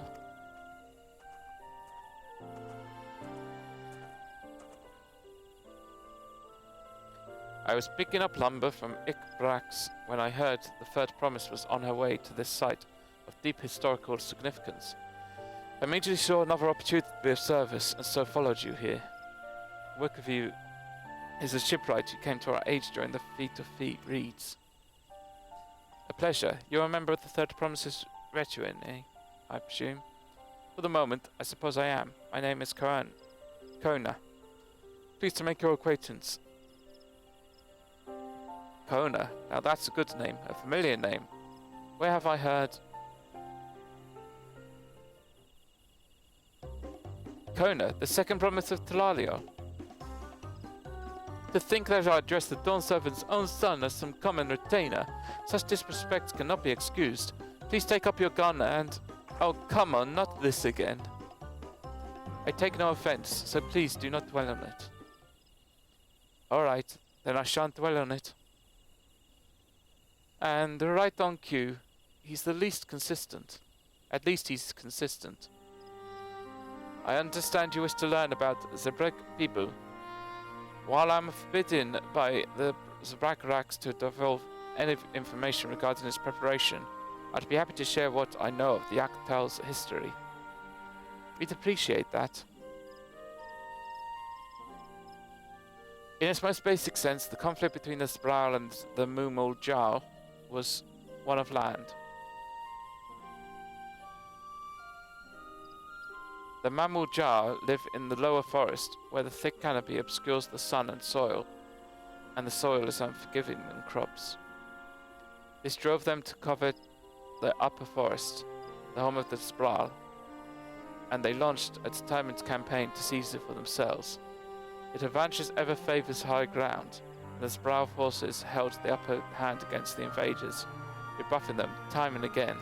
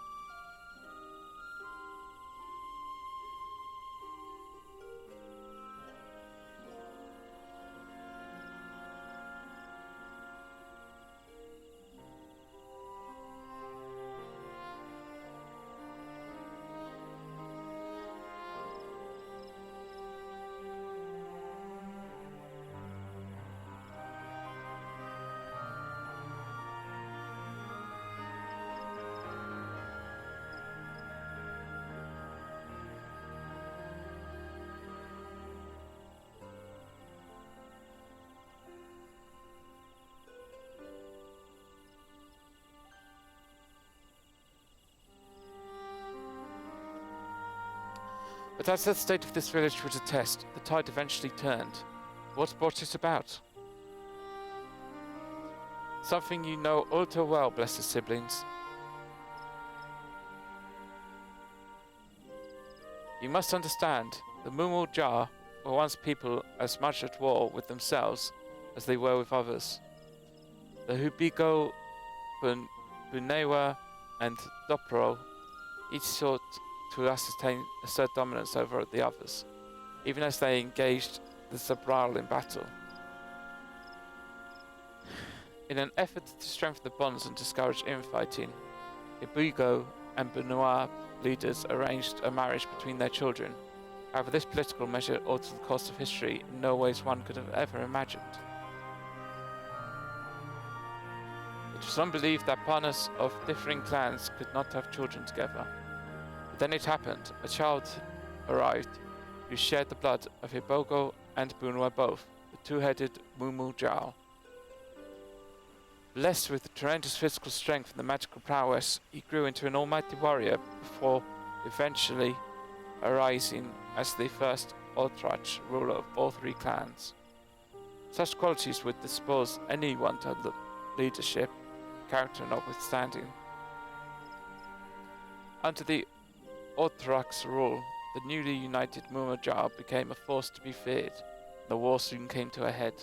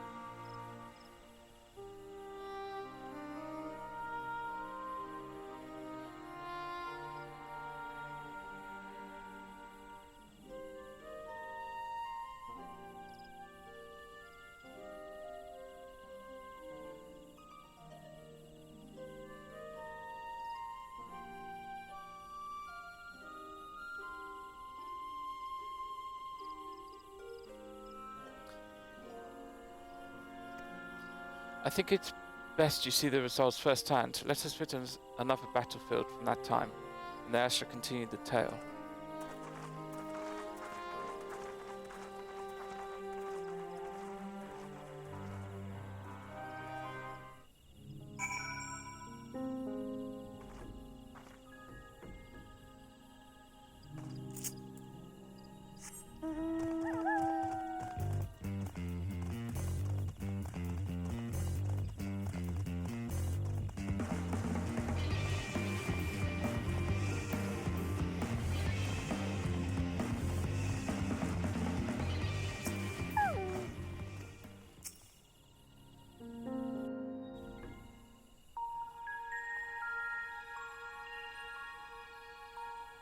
This is where most battles were fought between the Shabral and Mamulja, the Shobrit Cinderfield.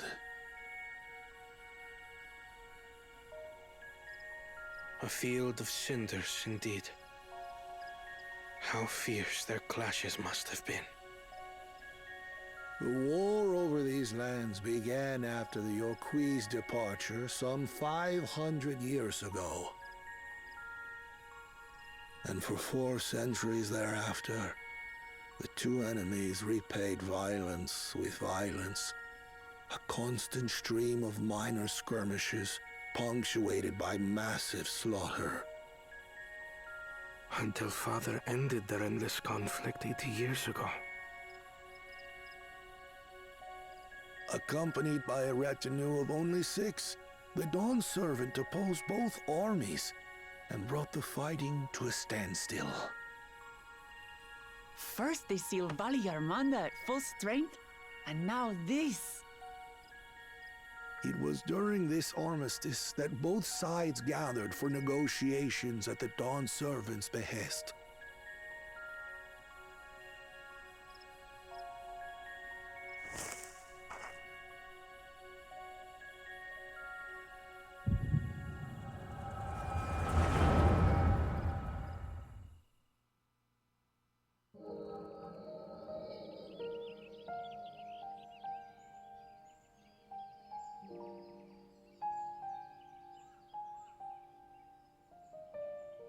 For too long, you have been bound by your ancestors' violent legacy. It is past time you broke free of it. Why does he sound a bit like a surfer dude? We fight to protect what is rightfully ours. If not for their greed, we'd be living in peace.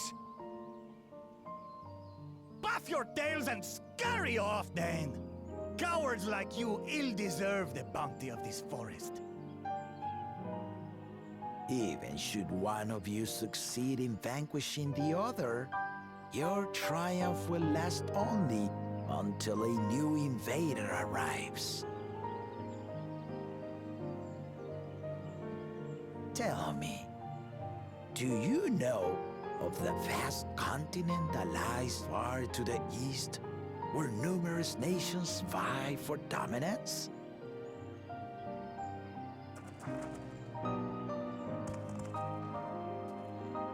You do not. And why should you?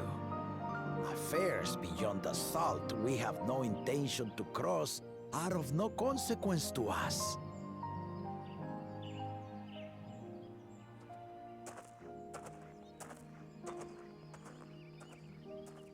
Not until those affairs come to Tural, like our honored visitor here. He's from across the ocean. I've been to the ocean before, and it's nothing but water farther than the eye can see. What sort of vessel could possibly reach its end? That such technology exists is indisputable, as is foreign powers' awareness of Tural. If any such country were to develop a taste for Turali soil and bring to bear the might of innovations we can only imagine, what do you suppose happens then?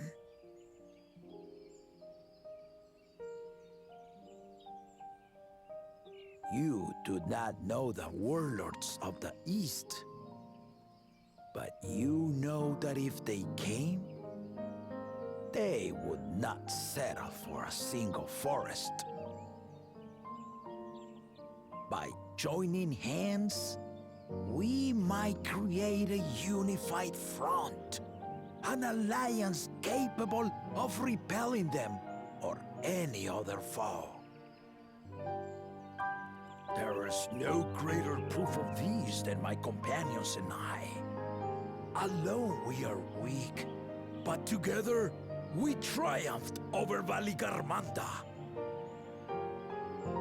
What? You defeated the Sky Ruin? I'd take you for a liar if the sting of our own defeat wasn't still fresh. Their coordination was indeed impressive. How the Pelu stymied our efforts to cripple the Yokui's legs and defend our ballistas.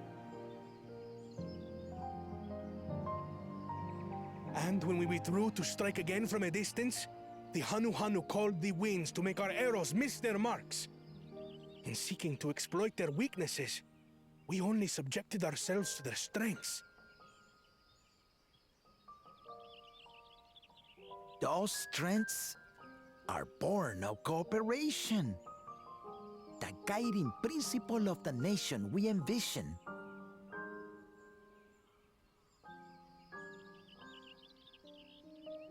But our feud has lasted for centuries. How do you expect us to join hands now? Ha ha! Give us an evening to convince you.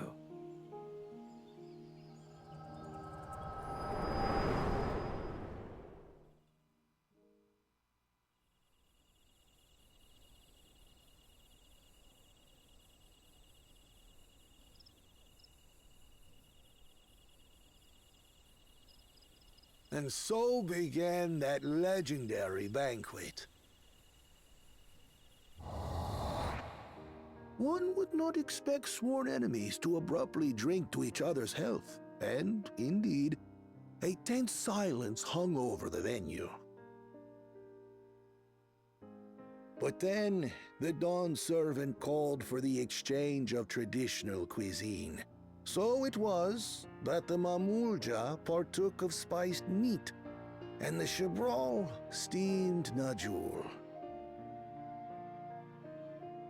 Before long, delight manifested upon the faces of those present, each side impressed by the other's dish.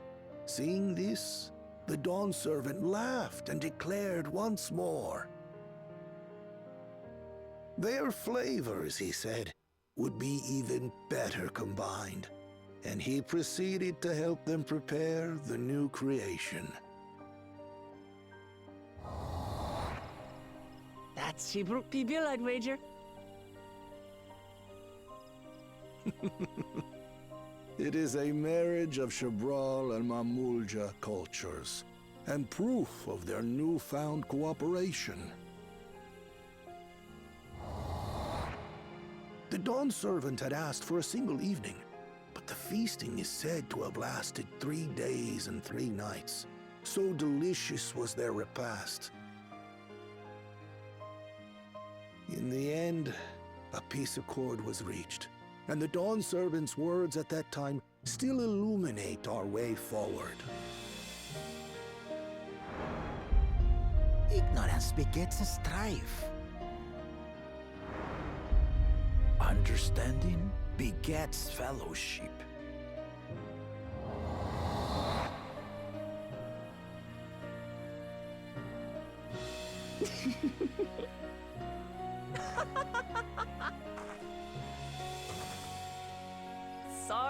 Sorry. It's just to think that he ended an age-old conflict with food. It's all so absurd. It's somehow so very papa, I couldn't help but laugh.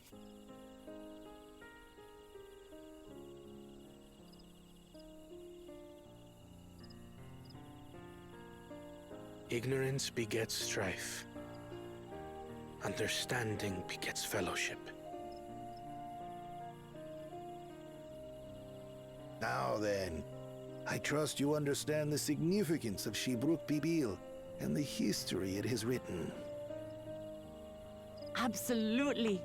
Thank you for sharing the story with us.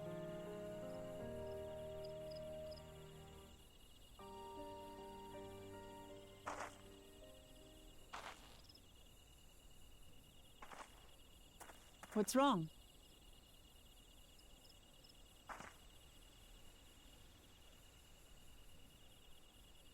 Someone was there, you say? Perhaps our competition is cooking up some scheme or another. Something bitter and half-baked, no doubt.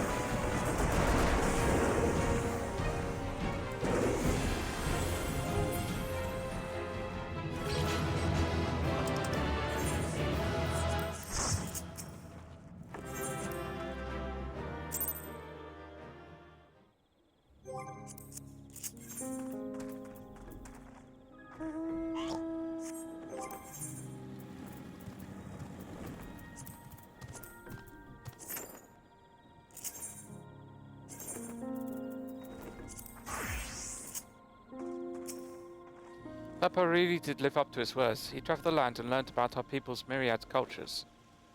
And we're doing the same now.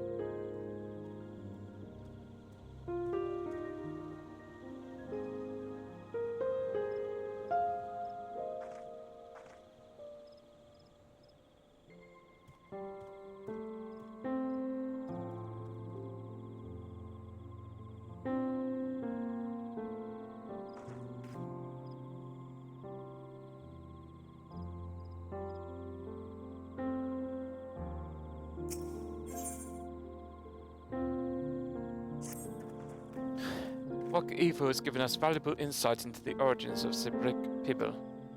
However, we are still no closer to procuring the necessary natural leaves unless... Tell me, what historical feast commemorated in Summer Famous? Tell me, was that historical feast commemorated in some fashion? With a monument, for instance? Indeed it was. Allow me to show you.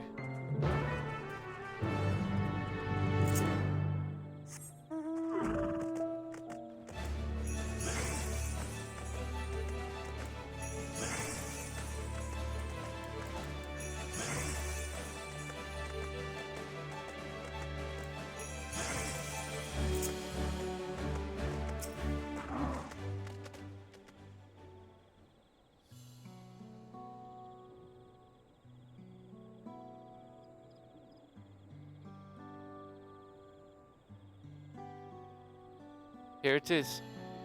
Offered up by two factions, these weapons symbolize their vow that they would never again raise arms against each other. Since this feat demands a journey through history, I thought it only logical that a monument like this might steer us true, especially one at the heart of so significant a battlefield. Latomy, Lamatia, Nima. Would you help search this area for clues? Tell me if anything catches your eye. Sure thing.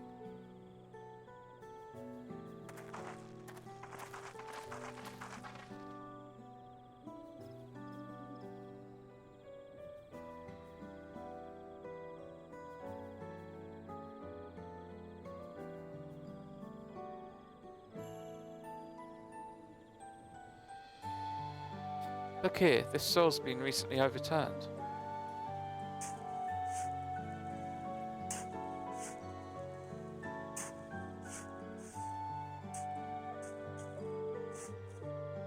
Oh, someone buried a box.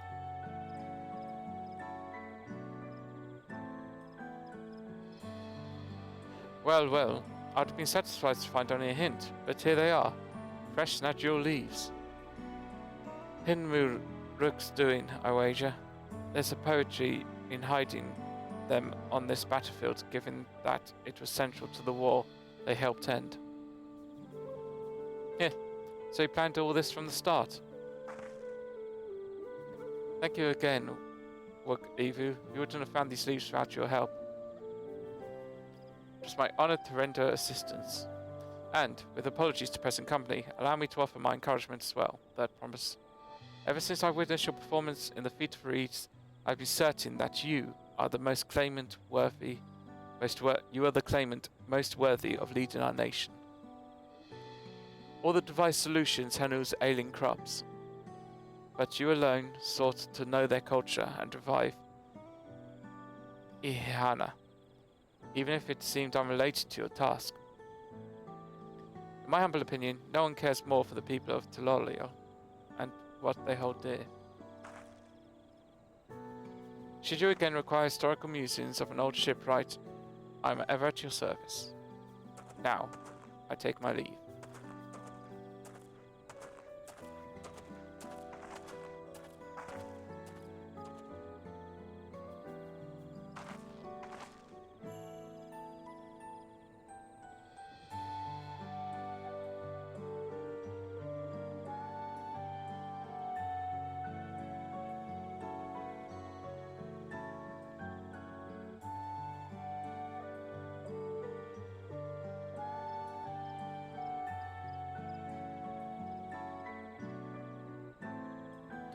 I cannot argue with that.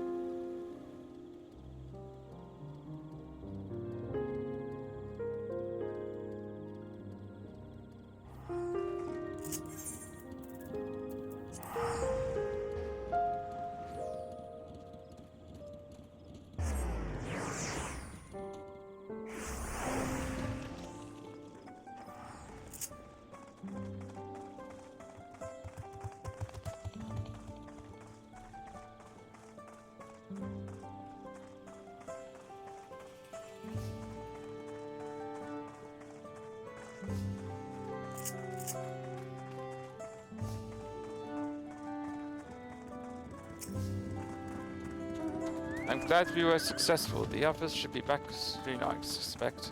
I hope so. I'm famished.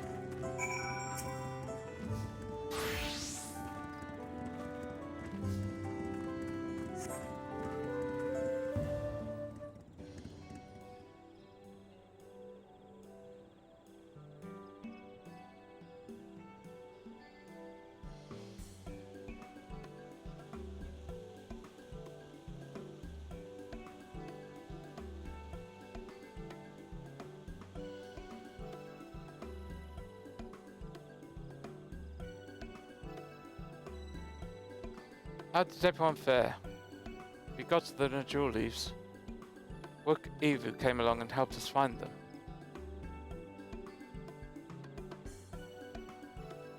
Wook Evu was here. I'd have liked to say hello. Yes, he gave us an important history lesson.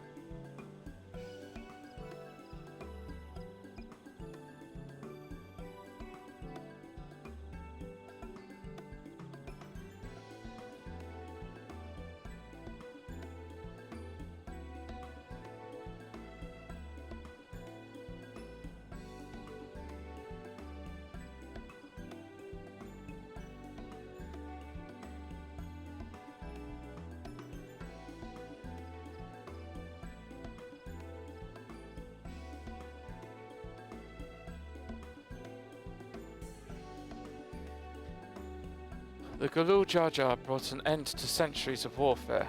Surprises me little.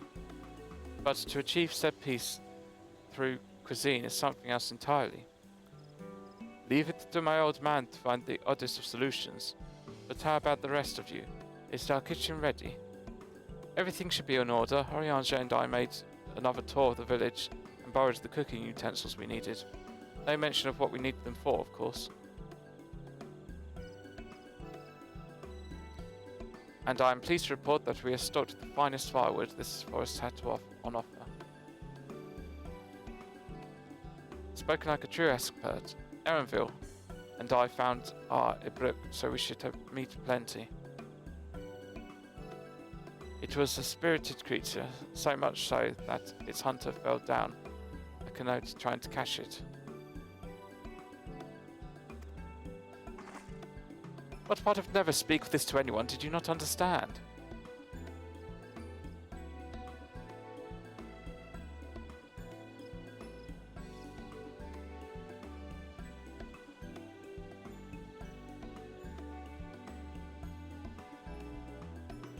I picked a good portion of local herbs, with particular attention to the seeds that yield akito.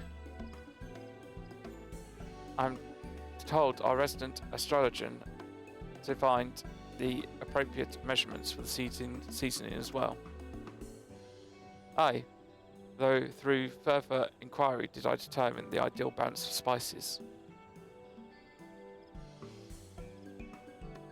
Then all that remains to prepare the dish itself. I presume that at least one among us is versed in the culinary arts.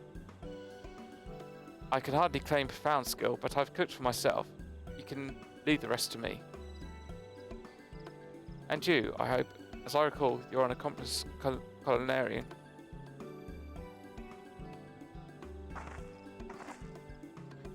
Oh, my mouth is watering already.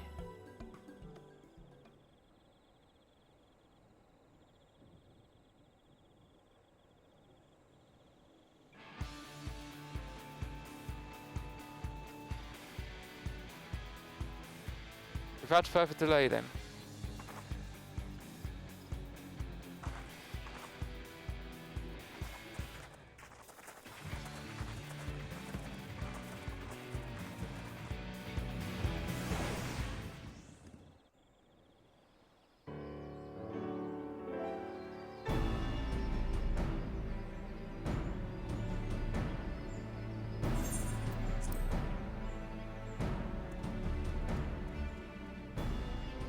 Oh, it smells so good.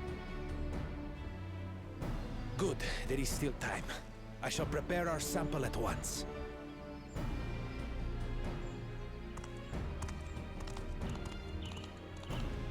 At first, I wasn't sure about being stuck with the one head. But better that than playing nanny to the mewling house cat. Be quiet, Bakul Jaja. No one cares what you think. Huh. Act tough all you like. Victory will be ours. It's ready.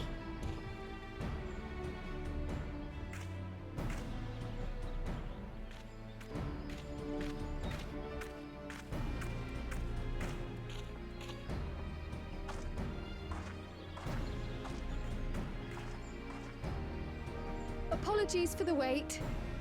We submit to you our Shibruk Pibil.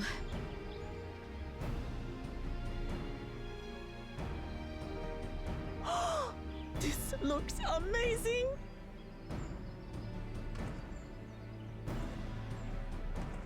The dish is prepared by using the culinary techniques of the Mamulja to cook the spiced meats favored by the Jabral. It is a symbol of peace between their two peoples after centuries of war.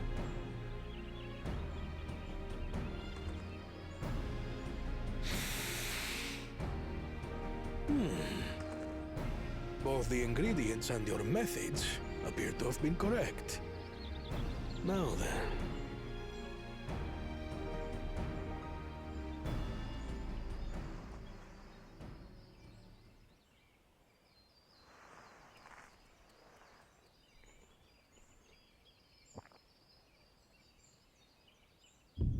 In taste, texture, and aroma, you have recreated Shibruk Bibil admirably. Granted, anyone might well achieve similar results by following the recipe to the letter. But you went a step further.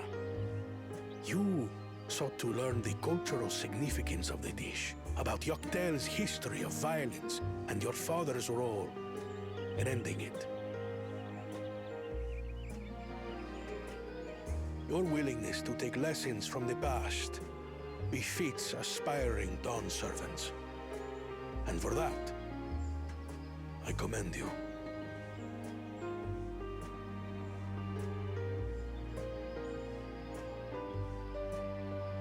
All that remains is to partake of your creation. True understanding is gained only through experience. Now this is something I'm definitely good at. Ahem. I believe we have yet to receive our assessment. Ours is also a faithful example of Shibruk Pibil, as you will no doubt agree.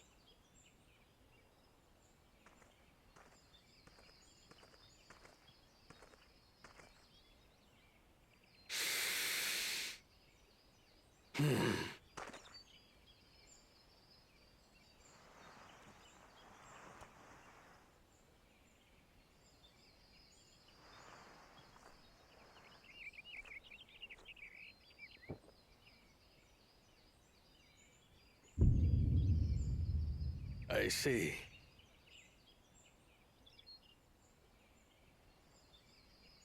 While your effort looks the part, unlike the second and third promises dish, it lacks its defining aroma. You didn't cook it properly, you fools. Preposterous! The meat was marinated and spiced before being steamed in an earthen oven. This is Shibruk Pibil. Oh? And what about the Jatika banana leaf?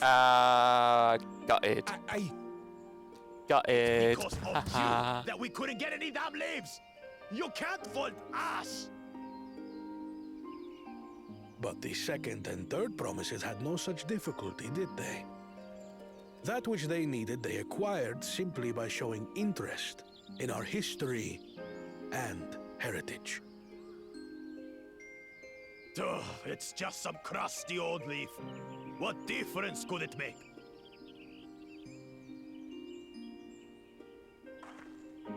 Your dish lacks an essential ingredient. As you have failed to demonstrate an adequate understanding of Shibruk Pibil, I must deem your performance unsatisfactory. Your team will not receive keystones.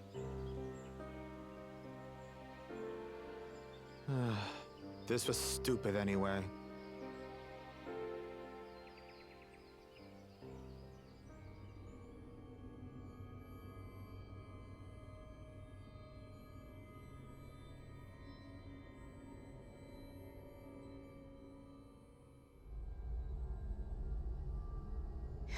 His ambition only grows more intense.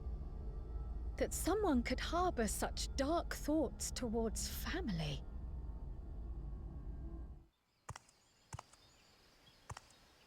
What do I care for this sham of a feat? I can always take what I need later.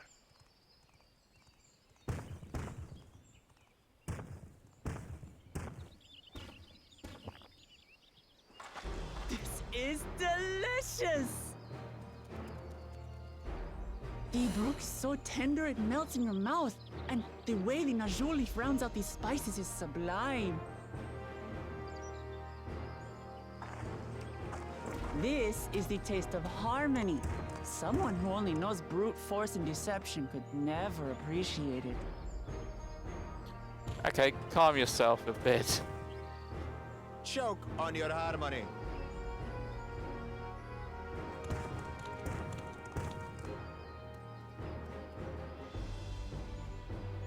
Come, come. Finish your meal. That too is part of the feat. Don't have to tell me twice.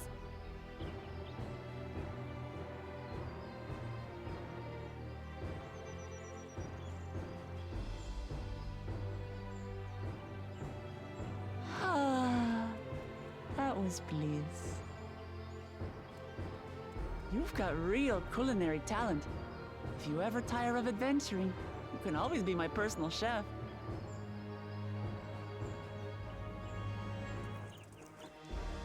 It was palatable enough, I suppose.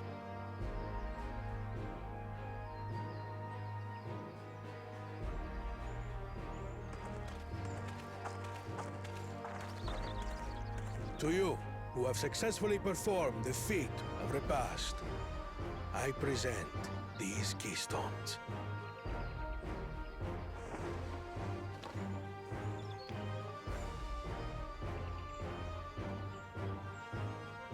Only 1 feet left.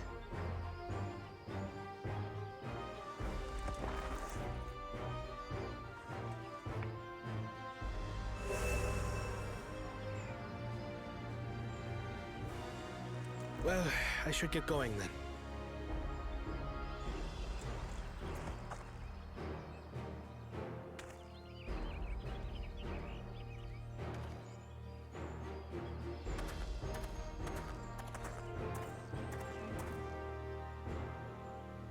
I'm glad that I wasn't paired with one of the others. We can do better than that, surely.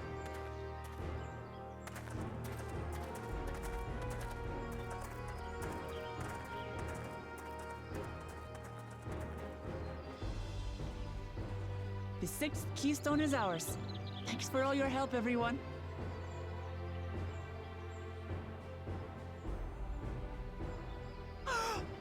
I forgot something important.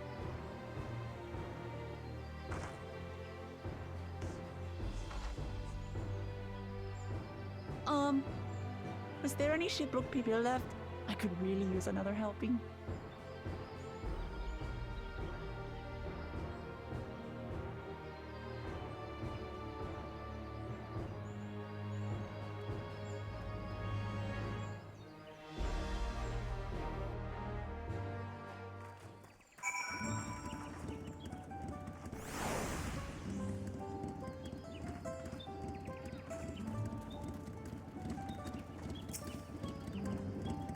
That was so good. I'm already looking forward to having this big pibil again. Here, Nima, Kral made some more using leftover ingredients. You'll love it. I'm thinking to buy more for the road myself. Now that the feat of repast is over, the villagers should be free to offer it to us, right?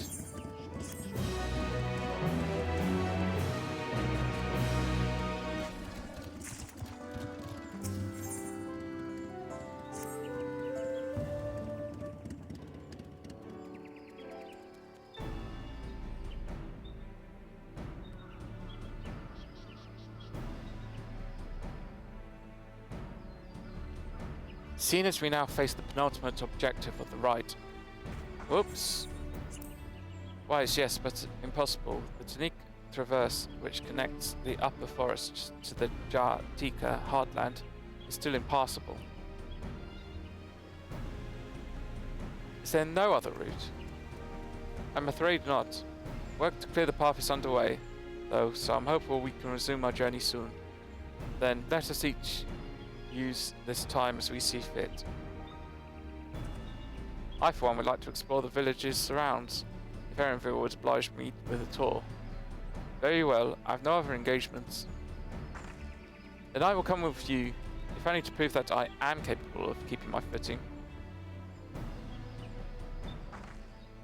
Though I shouldn't rejoice in our delay, it does afford me an opportunity to look into my grandfather's purported visit to Yaktel. Oh, that's right. My Blue did say something about the foreign mage coming through here decades back, didn't she? I'll come with you.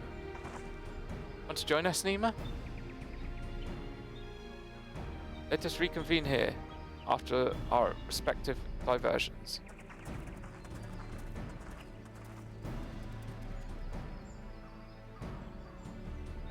As I recall, the merchant met my grandfather at a market in Yaktel some 20 years ago. Any who might reliably remember him must therefore be at least middle-aged. Let's make inquiries where we can.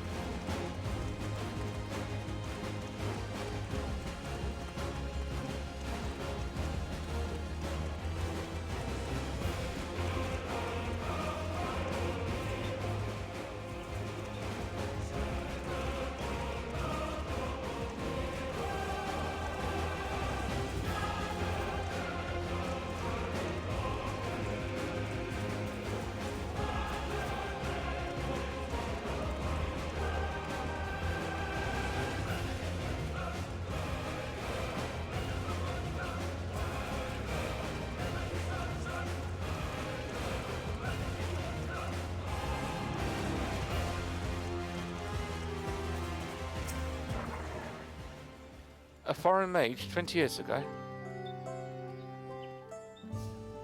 Yes, I remember him. It's not often we get visitors from across the salt, let alone those travelling with infants. A baby girl, as I recall. I only saw him in passing, mind. If anyone were to know more, I'd wager it would be Hanuruk. He was already Zabrax then. Baby girl? It couldn't have been. Thank you, sir. That information is very helpful.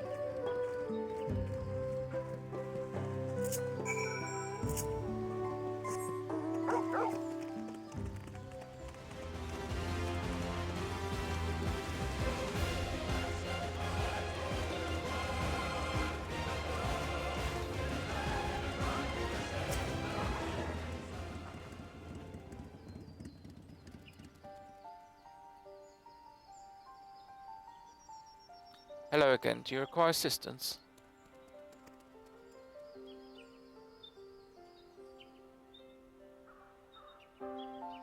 A foreign mage passed through Brax roughly 20 years ago, possibly carrying a young child. Do you remember him?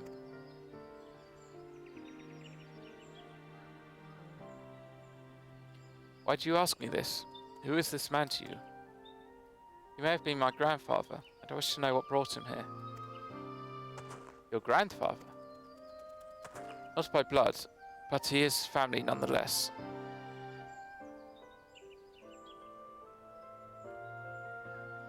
A foreign mage did indeed visit Ikrax, Master Galov.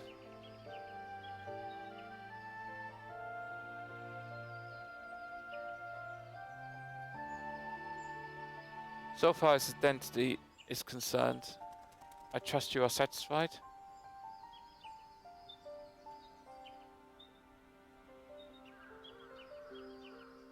More than that, however, I cannot say.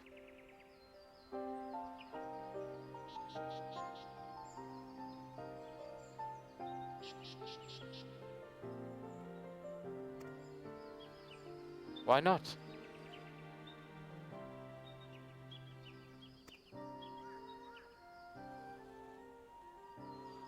I simply cannot. I beg your forgiveness and understanding. Very well, I will not press. Thank you for confirming his presence here. The rest I will discover myself. Out of more general curiosity, I have another question. They say Yuk Huey once dwelled in these forests. Where was that exactly?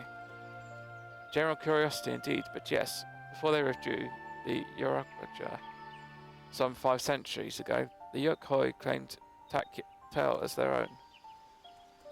Many of their architectural remains can be found in the lower forests, the Jartika heartland, and that's where they must have had their visions.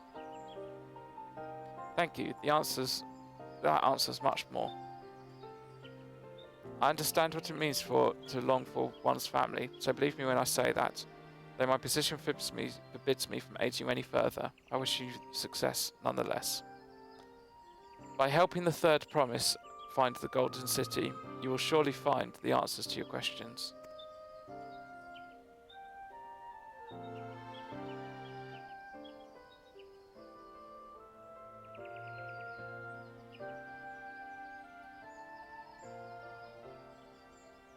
Speaking of which, I have a query of my own for you, Nima. May I request a moment of your company? Go on, we'll wait for you.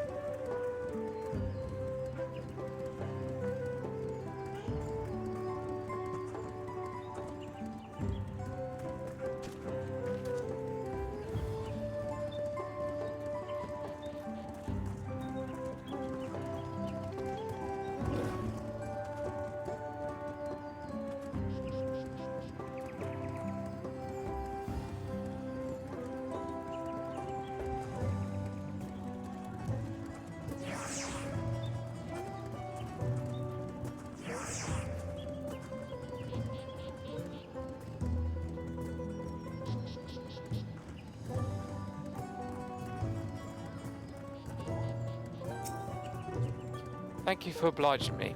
First, let us head to the synod behind this village.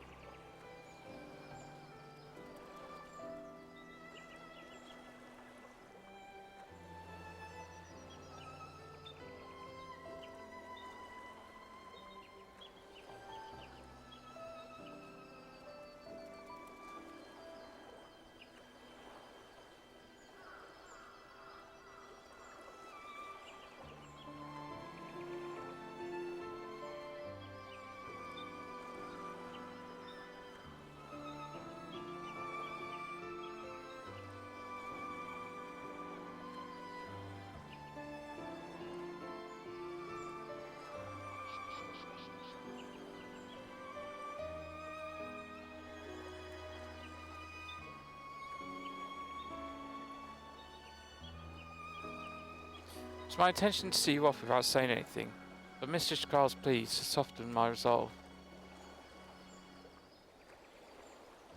As leader of our community, I'm gladdened to see the third promise has surrounded herself with such compassionate and trustworthy companions.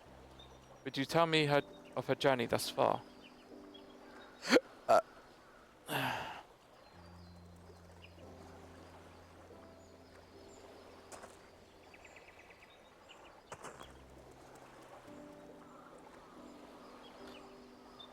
Is that so? It seems the rite has been a source of great learning and growth for Wuk-Lamat. It does me well to hear that. My daughter would be about her age. Girls are rarely born amongst the Thrall, so when she arrived the village was elated. Such joy I felt when I first told her, the pain when I found her at the bottom of the snow. 3 years old, an accident, it was said, but I knew better. She had been pushed. Though we never caught them, a suspicious figure was seen fleeing towards the Jar Tika heartland, towards Mamuk. Once bitter enemies, the Mamul Jar and the Sprawl had learned to live in peace. But who could doubt the intent of such a reprehensible act by targeting the child who would one day lead her people? The criminals sought to undermine the future of the Sprawl. I was determined not to let them succeed, and so I let the memory of my daughter die in that Zenote, and gave her into the care of the one person I knew who could protect her. I was expecting that. Dawn servant Galul Jar Jar. Though she was born to lead the Sprawl, fate had a greater plan for Wuk-Lamat. You're her daddy. Only the Dawn servant. And I know the truth, but I must now take you into my confidence for one reason. If the villain who attempted to murder my daughter was indeed of Mamuk, then rancor towards the Sprawl still burns. I was caught off guard once, I will not suffer the same tragedy again. So I ask you, not as the Dawn servant's elector, but as a father, to watch over the third promise. Defend her from her enemies that may be lurking in the shadow. Will you do this for me? Thank you from the bottom of my heart.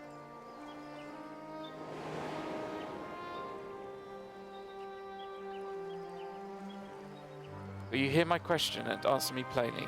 Address me not as the ruler of Taliolo, but as a concerned father.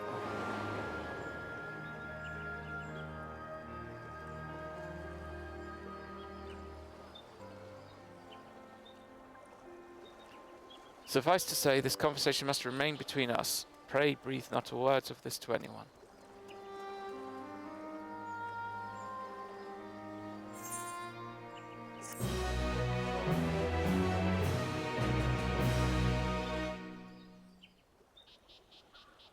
No, don't do it. You're gonna betray us.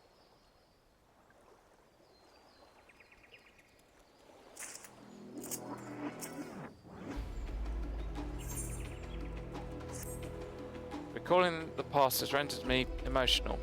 I require a moment to compose myself, but please do not keep the third promise waiting.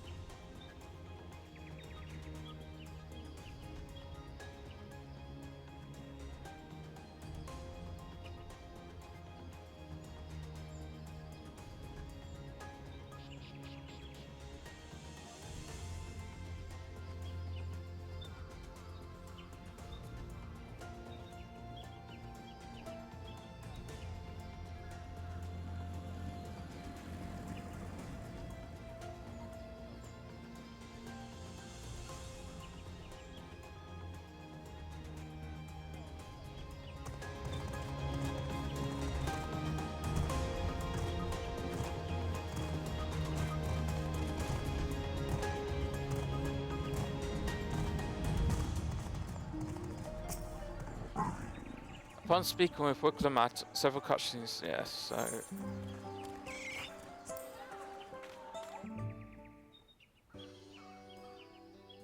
You're back, so what did Henry Rook want?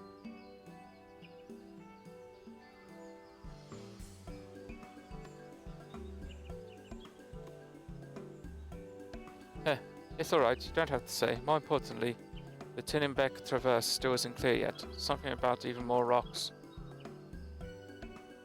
I think I'll take the opportunity to rest. All that cooking and preparing for it has worn me out.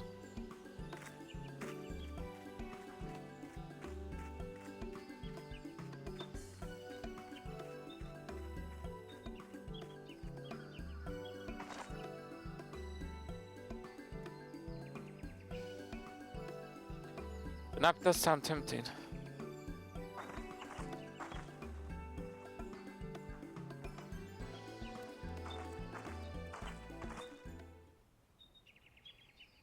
A moment, promise.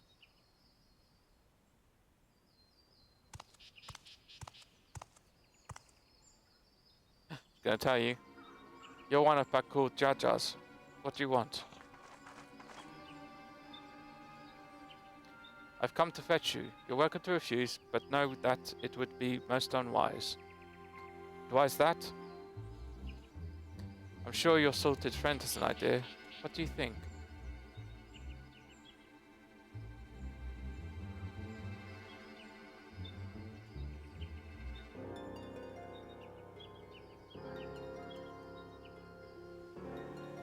And they say house cats don't come when called. Follow me, promise.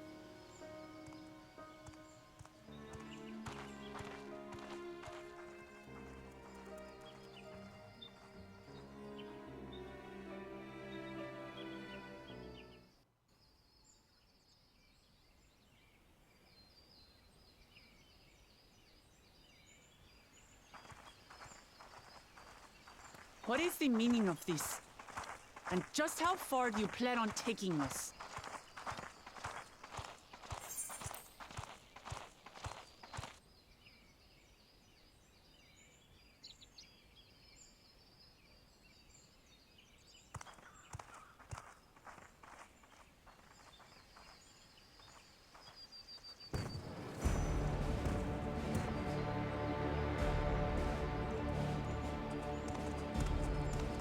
Oh, Morok!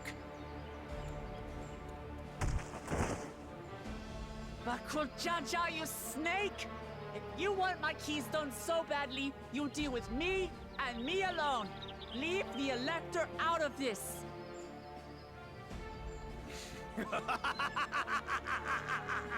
Is that all you think he is?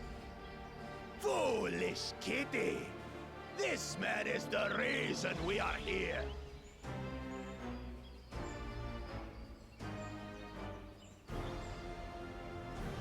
Take a good look at him. Go on, look. Surely you recognize your real father.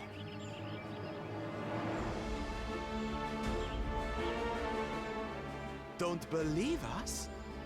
Then ask your trusted sellsword. She heard it straight from the old man's mouth. Is it true? Is Humoruk my...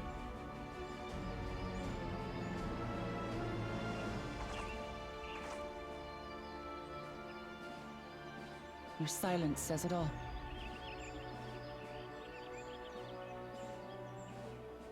Now that you understand the situation, let's see those keystones. I'll even let you fight for them. Just you and me. If that adventurer attempts to interfere, I'll kill the old man myself!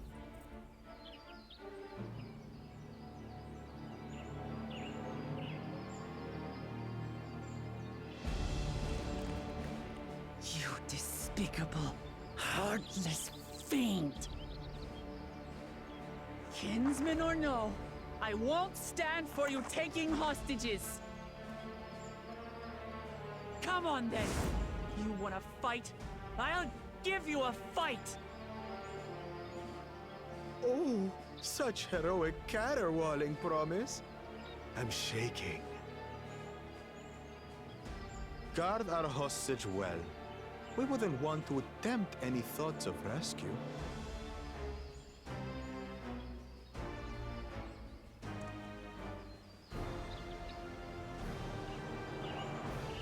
By the by, house cat, they've been instructed to put down Papa Dearest when you lose.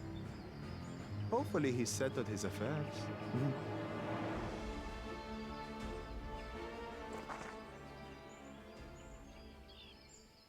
Don't worry. I'm not losing to the likes of him.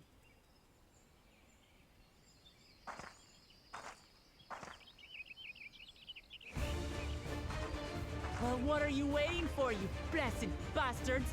It's 2 against 1. Don't tell me you're scared. I know I didn't hear you right.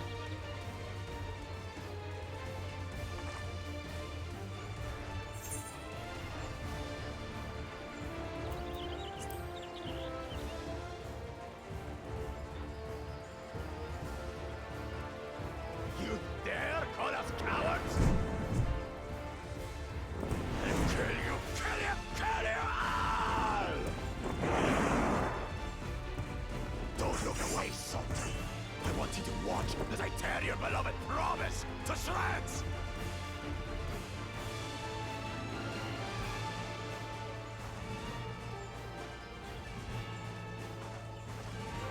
Hey, eyes on me. The house cat, remember?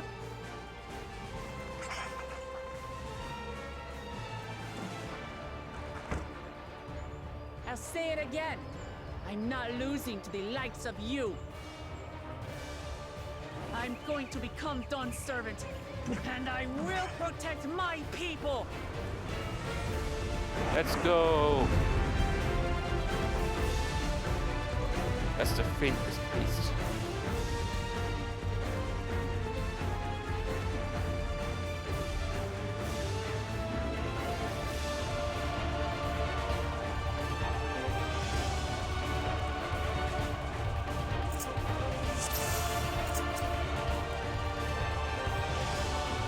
Come, you mangy house cat, so I can rip you to pieces!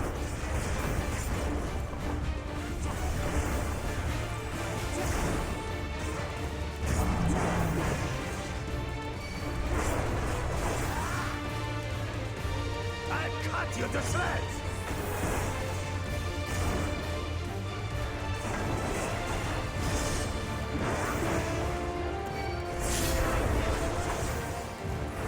My magic should be more than enough for Miss Needles.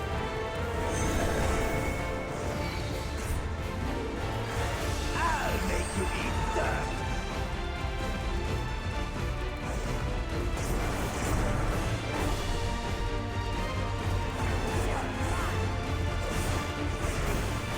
No more tricks, Bakuchaja. We're settling this here and now. Still playing the part of the brave warrior?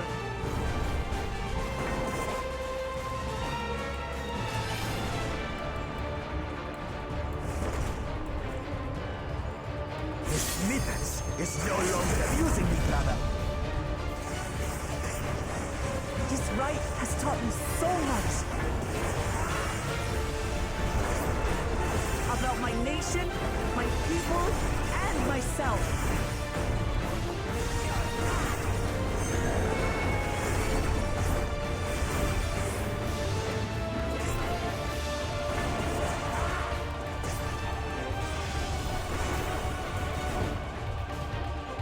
What? Can't keep up!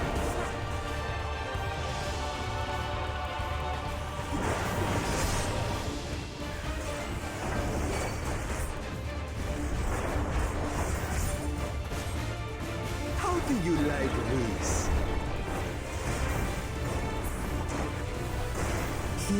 Kitty, kitty, kitty, kitty, kitty.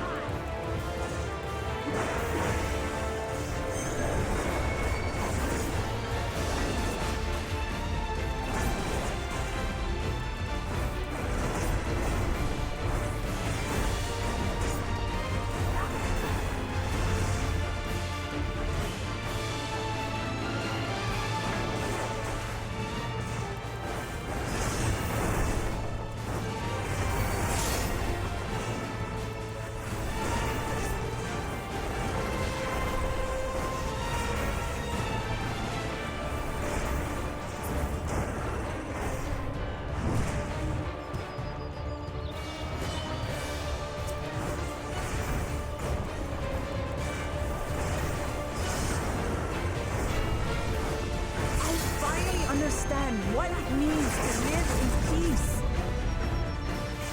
To greet each day in safety and happiness.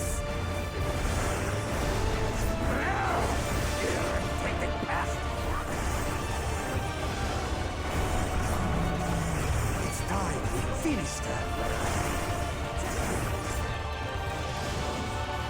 This is the end for you, kitten.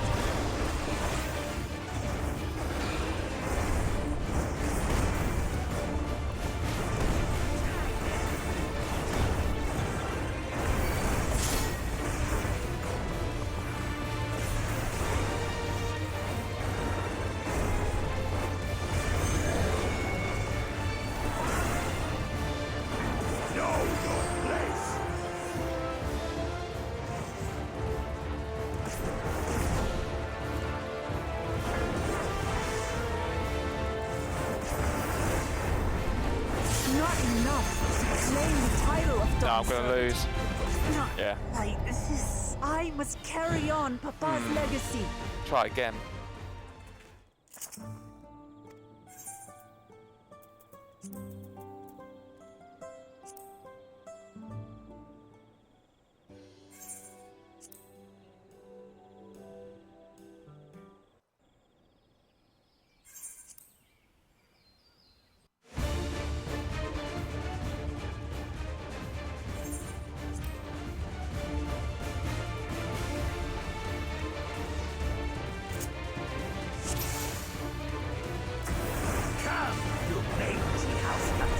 So I can rip you to pieces.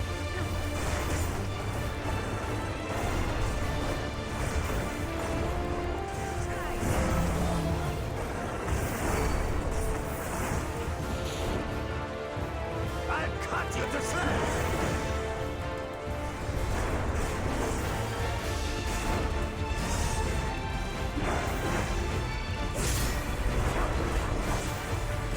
My magic should be more than enough for Miss Middens.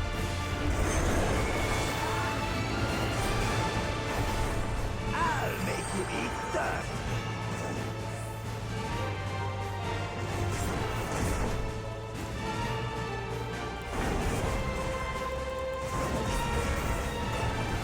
No more tricks, Bakul Chacha. We're settling this here and now. Still playing the part of the brave warrior.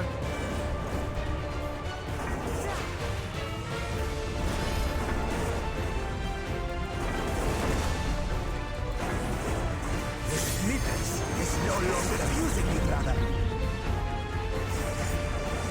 This rite has taught me so much. About my nation, my people, and myself.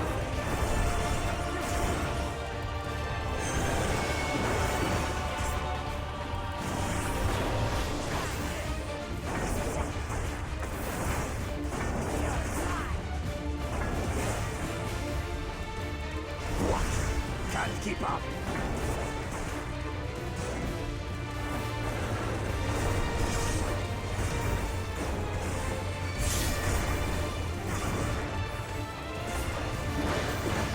How do you like this? Here, kitty, kitty, kitty, kitty, kitty.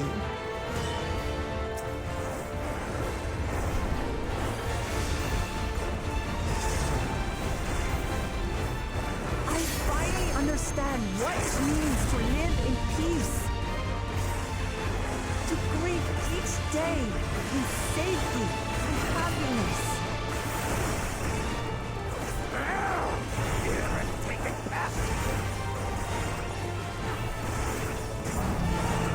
It's time we finished her. This is the end for you, kitten.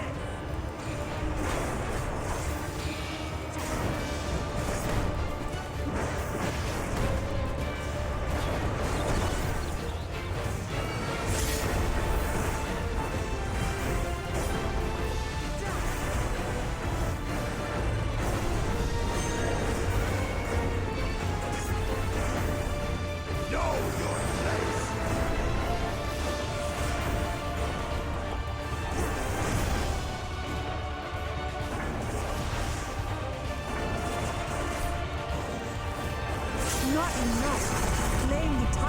Dawn servant.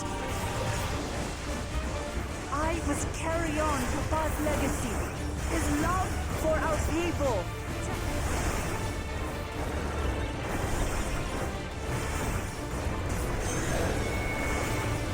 I'll grind you beneath my heel!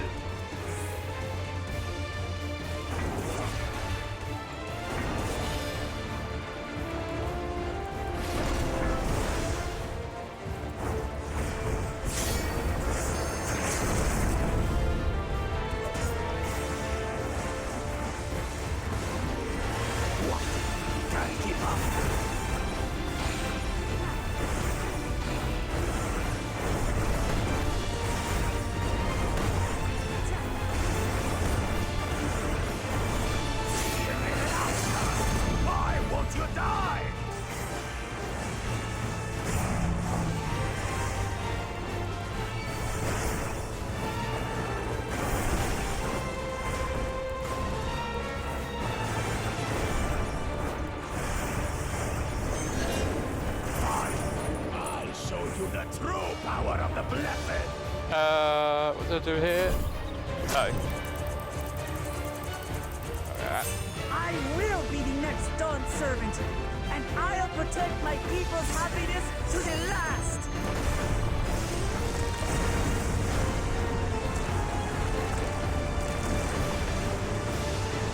That's when there's no way I'll ever lose to the light of you! What? But that was everything I had! I can't stand it anymore! Attack!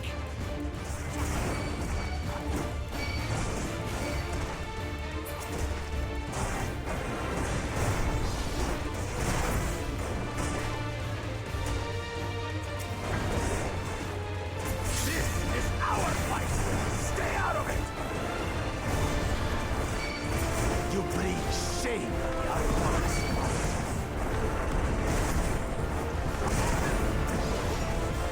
You think we care about your stupid pride? This is for Mamuk! We cannot lose! Oh, wow! The great Bakujaja needs help, I see. Send your whole army. Still won't win. I will prove that my allies are right to believe in me.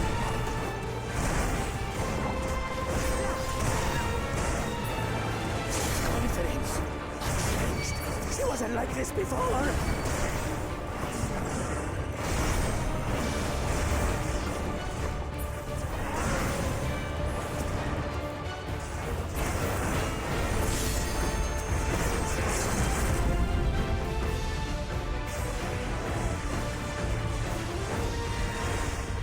Yeah.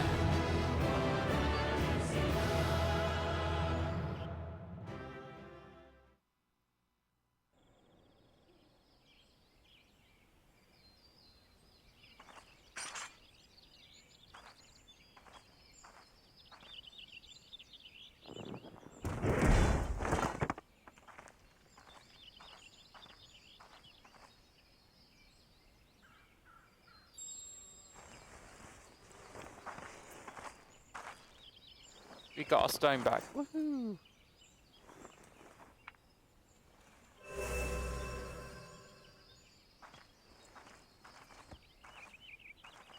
I reclaim what you stole. No. How can this be? How could that puny house cat beat all of us?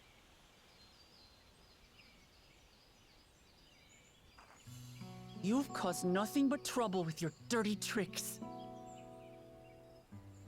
Threatening the Hanuhanu, releasing Valyarmanda, harassing me is one thing, but you've endangered too many innocents.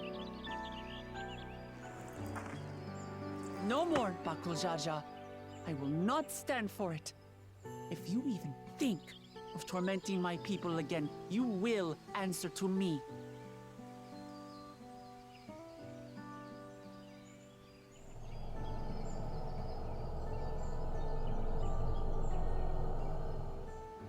No. No.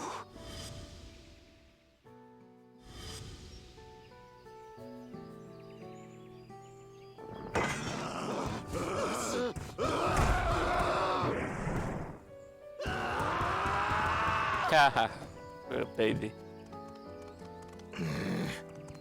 And he goes and forgets he had the way blocked. What? That was his doing? The only part left in the saga is the Lay of the Brotherhood in Mamuk. The plan was to force you here so we could take the rest of your keystones. So that's what he was up to. But, should you be telling us this? What does it matter? You've beaten us. It's over. We'll release the hostage.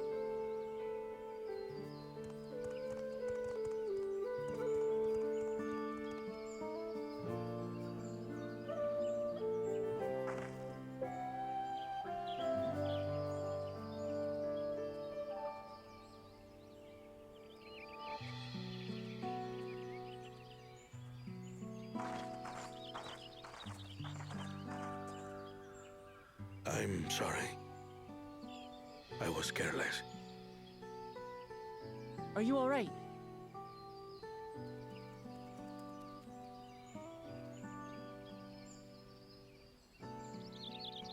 So what Bakul Jaja said about you and me. But to single-handedly defeat Bakul Jaja, you truly are the Dawn Servant's daughter. It has been my honor to bear witness to your journey. Promise.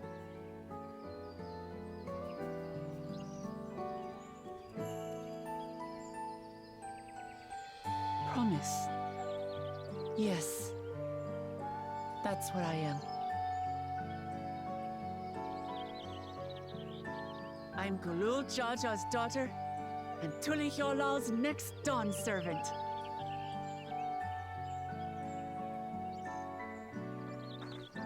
Come on.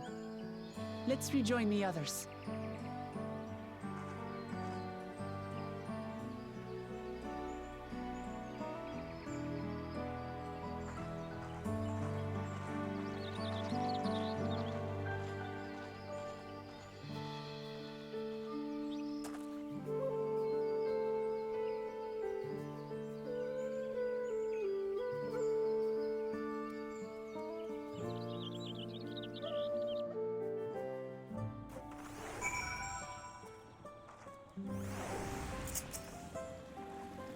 Seems we were the last to return. I'm glad everyone made it back safely. Thank you for having faith in me, keeping out of the fight, even when it got dirty. It couldn't have been easy for you. But Bakul Jada wouldn't be the last person to threaten those I care about. I wanted to prove myself that I could stand up to such villains, even when I stand alone. Which isn't to say I won't ask for your help when I need it, of course, but I know better than that now.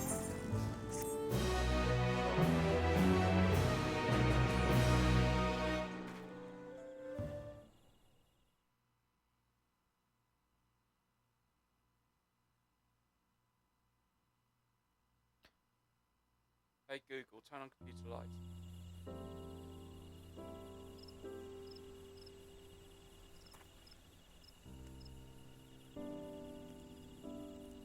The passage to Mamuk remains blocked. For now, all we can do is try to rest and recover.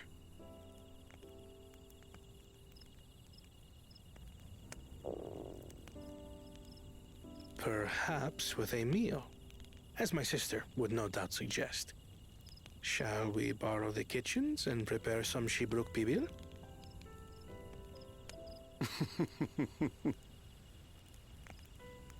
So thou hast taken a liking to the dish.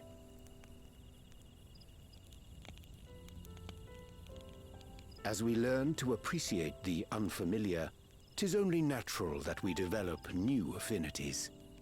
There is no shame in this.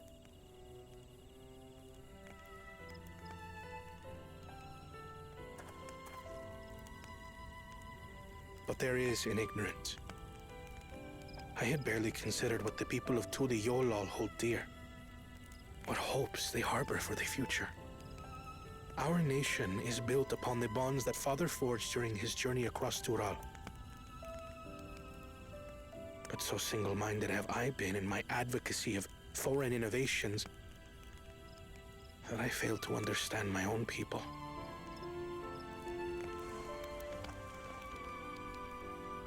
Could someone who struggles to connect with the populace ever make a worthy Dawn servant?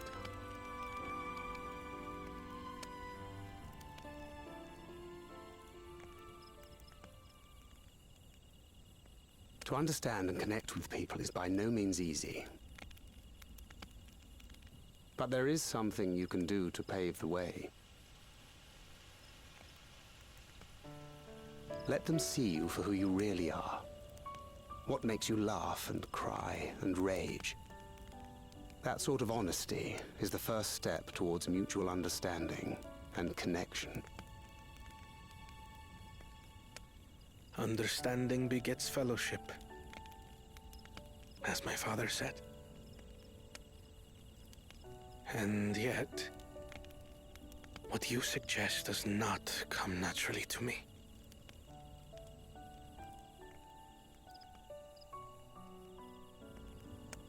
I, too, have found it difficult to speak from the heart.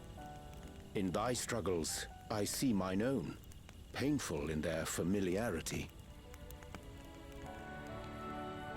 Yet frightening though it may feel, if we are to move forward, we must indeed take that first step. Dispense with pretense, and simply be. Do you remember when you first approached us, and we asked you why you wanted to become Dawn Servant? You said you wished to use the knowledge you acquired in Sharlayan for your country, and in doing so repay your father for the opportunities he afforded you. What won me over was not your ambition, but your motivation. So let your people know this, and in time, they'll come to support you as we do. You can't hide behind that stoicism forever.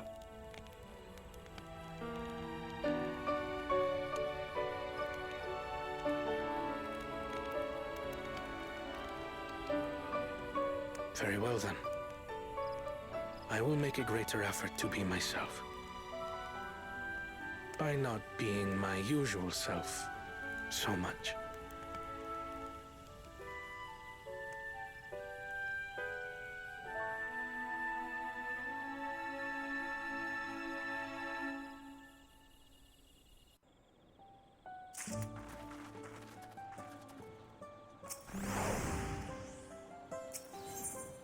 Woklamat wishes to know how to festival the reverse is.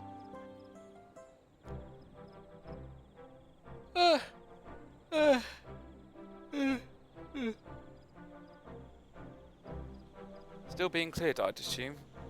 Hanwingrug says he would notify as soon as the work was done. Then perhaps now would be a good time to consider how we might reclaim Woklamat's stolen keystone. The next feat would be our last after all. Oh, I already got it back. What? When? Not to mention how. This is Bakul Jar Jar we're talking about. Because I defeated him.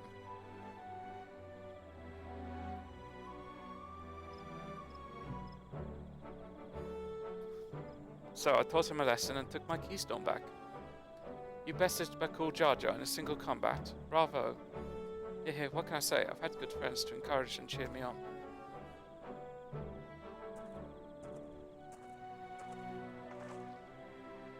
There you are.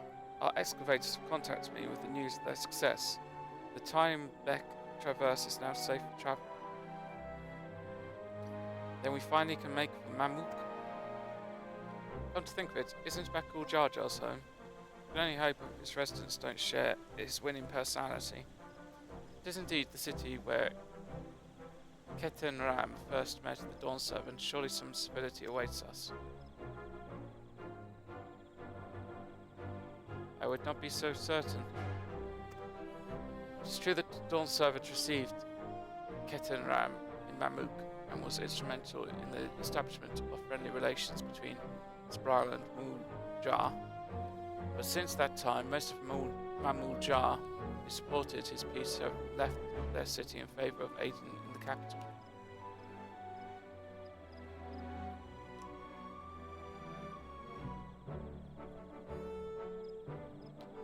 What remains is the cloister of Mamuk, and while these traditionalists do not take up arms against us, neither do they bear great love for outsiders. Whatever they're like, the people of Mamuk are also Talaliel, so if I'm to be Dawn Servant, it's my job to know them first of all.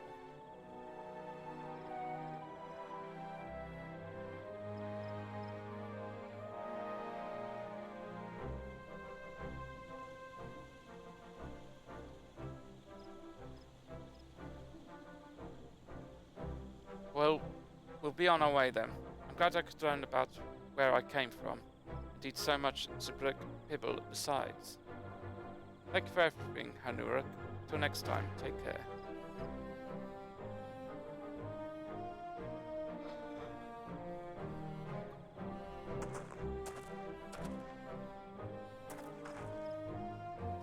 First we make our way across this Subrit Cinder field to southeast.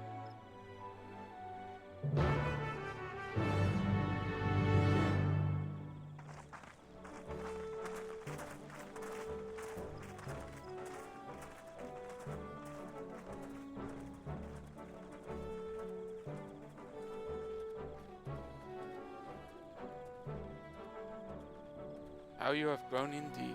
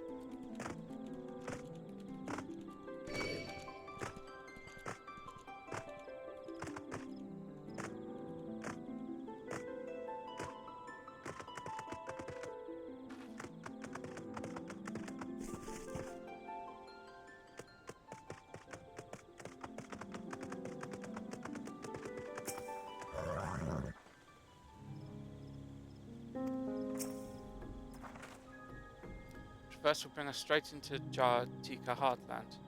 Remember how you insisted this forest is green?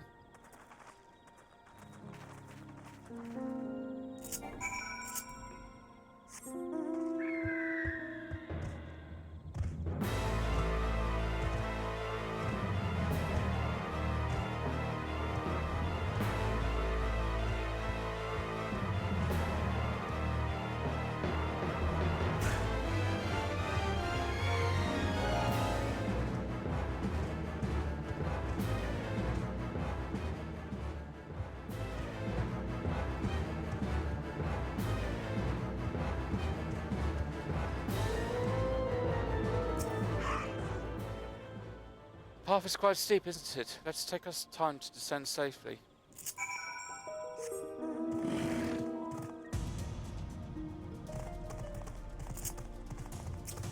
I spoke with one of the excavators on my way down. Apparently Bukul Jar Jar cleared away one of the fallen tree remaining by barreling through it. That Wuklamut single-handedly defeated someone possessed of such physical might is nothing short of remarkable. Still, we ought to proceed with caution. There is no telling what his wounded pride might compel him to do.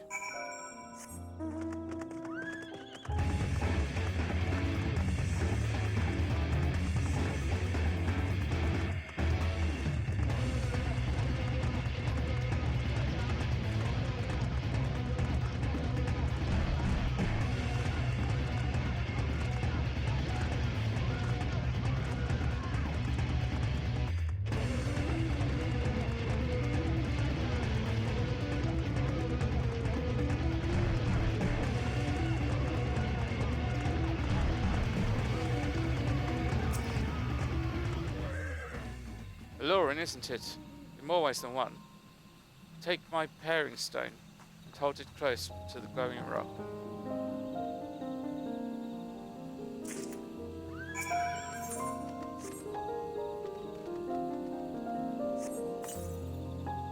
As you hold the paring stone in the soft glow, it fixes itself to the boulder with surprising force. Paring stones are natural magnets, and that's a meteorite filled with iron, one of the many remnants of an ancient meteor shower. The heterogeneous aether they emit causes surrounding flora to glow unique hues, as you can see.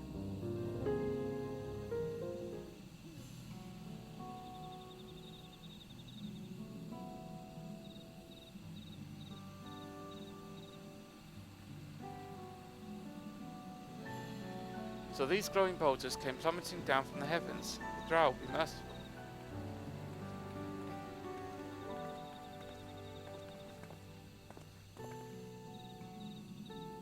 There you are.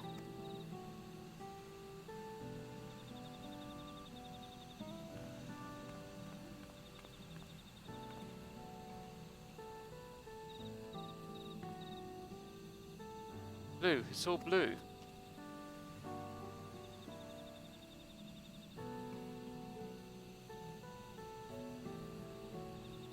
Far cry from the upper forest indeed. This place is already so fascinating. I'm eager to hear what the people of Mamuk can tell us about it.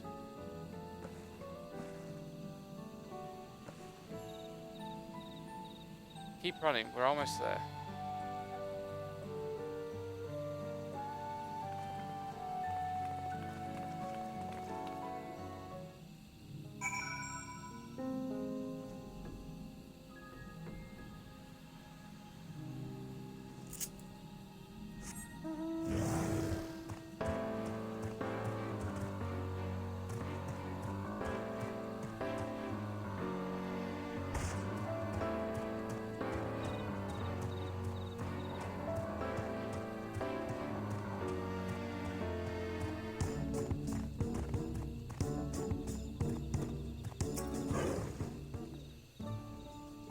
As this is also my first time visiting Mamuk, I have no experience interacting with the locals. But given Hanu Rug's parting words, I'd advise a cautionary approach.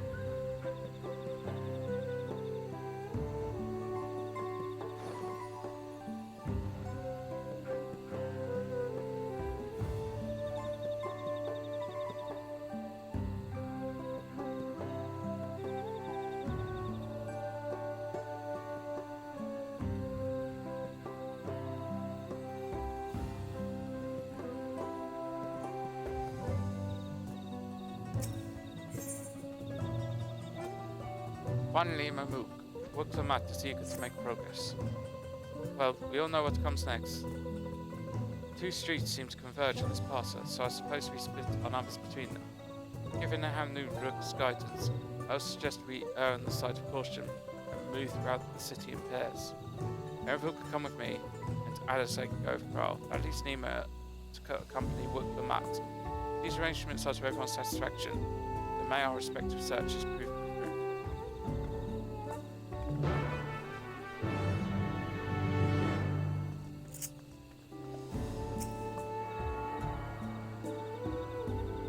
Right, I'm tired. I think I'm going to end it there for the moment. I'll probably play more tomorrow evening, but I think this is as far as I'm going for the moment.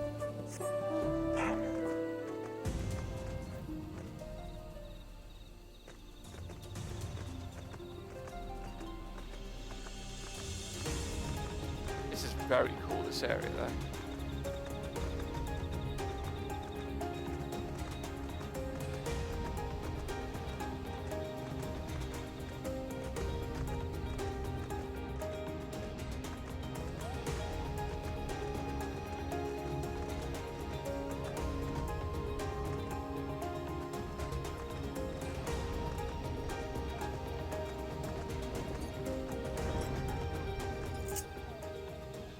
These zones feel a lot bigger than before as well.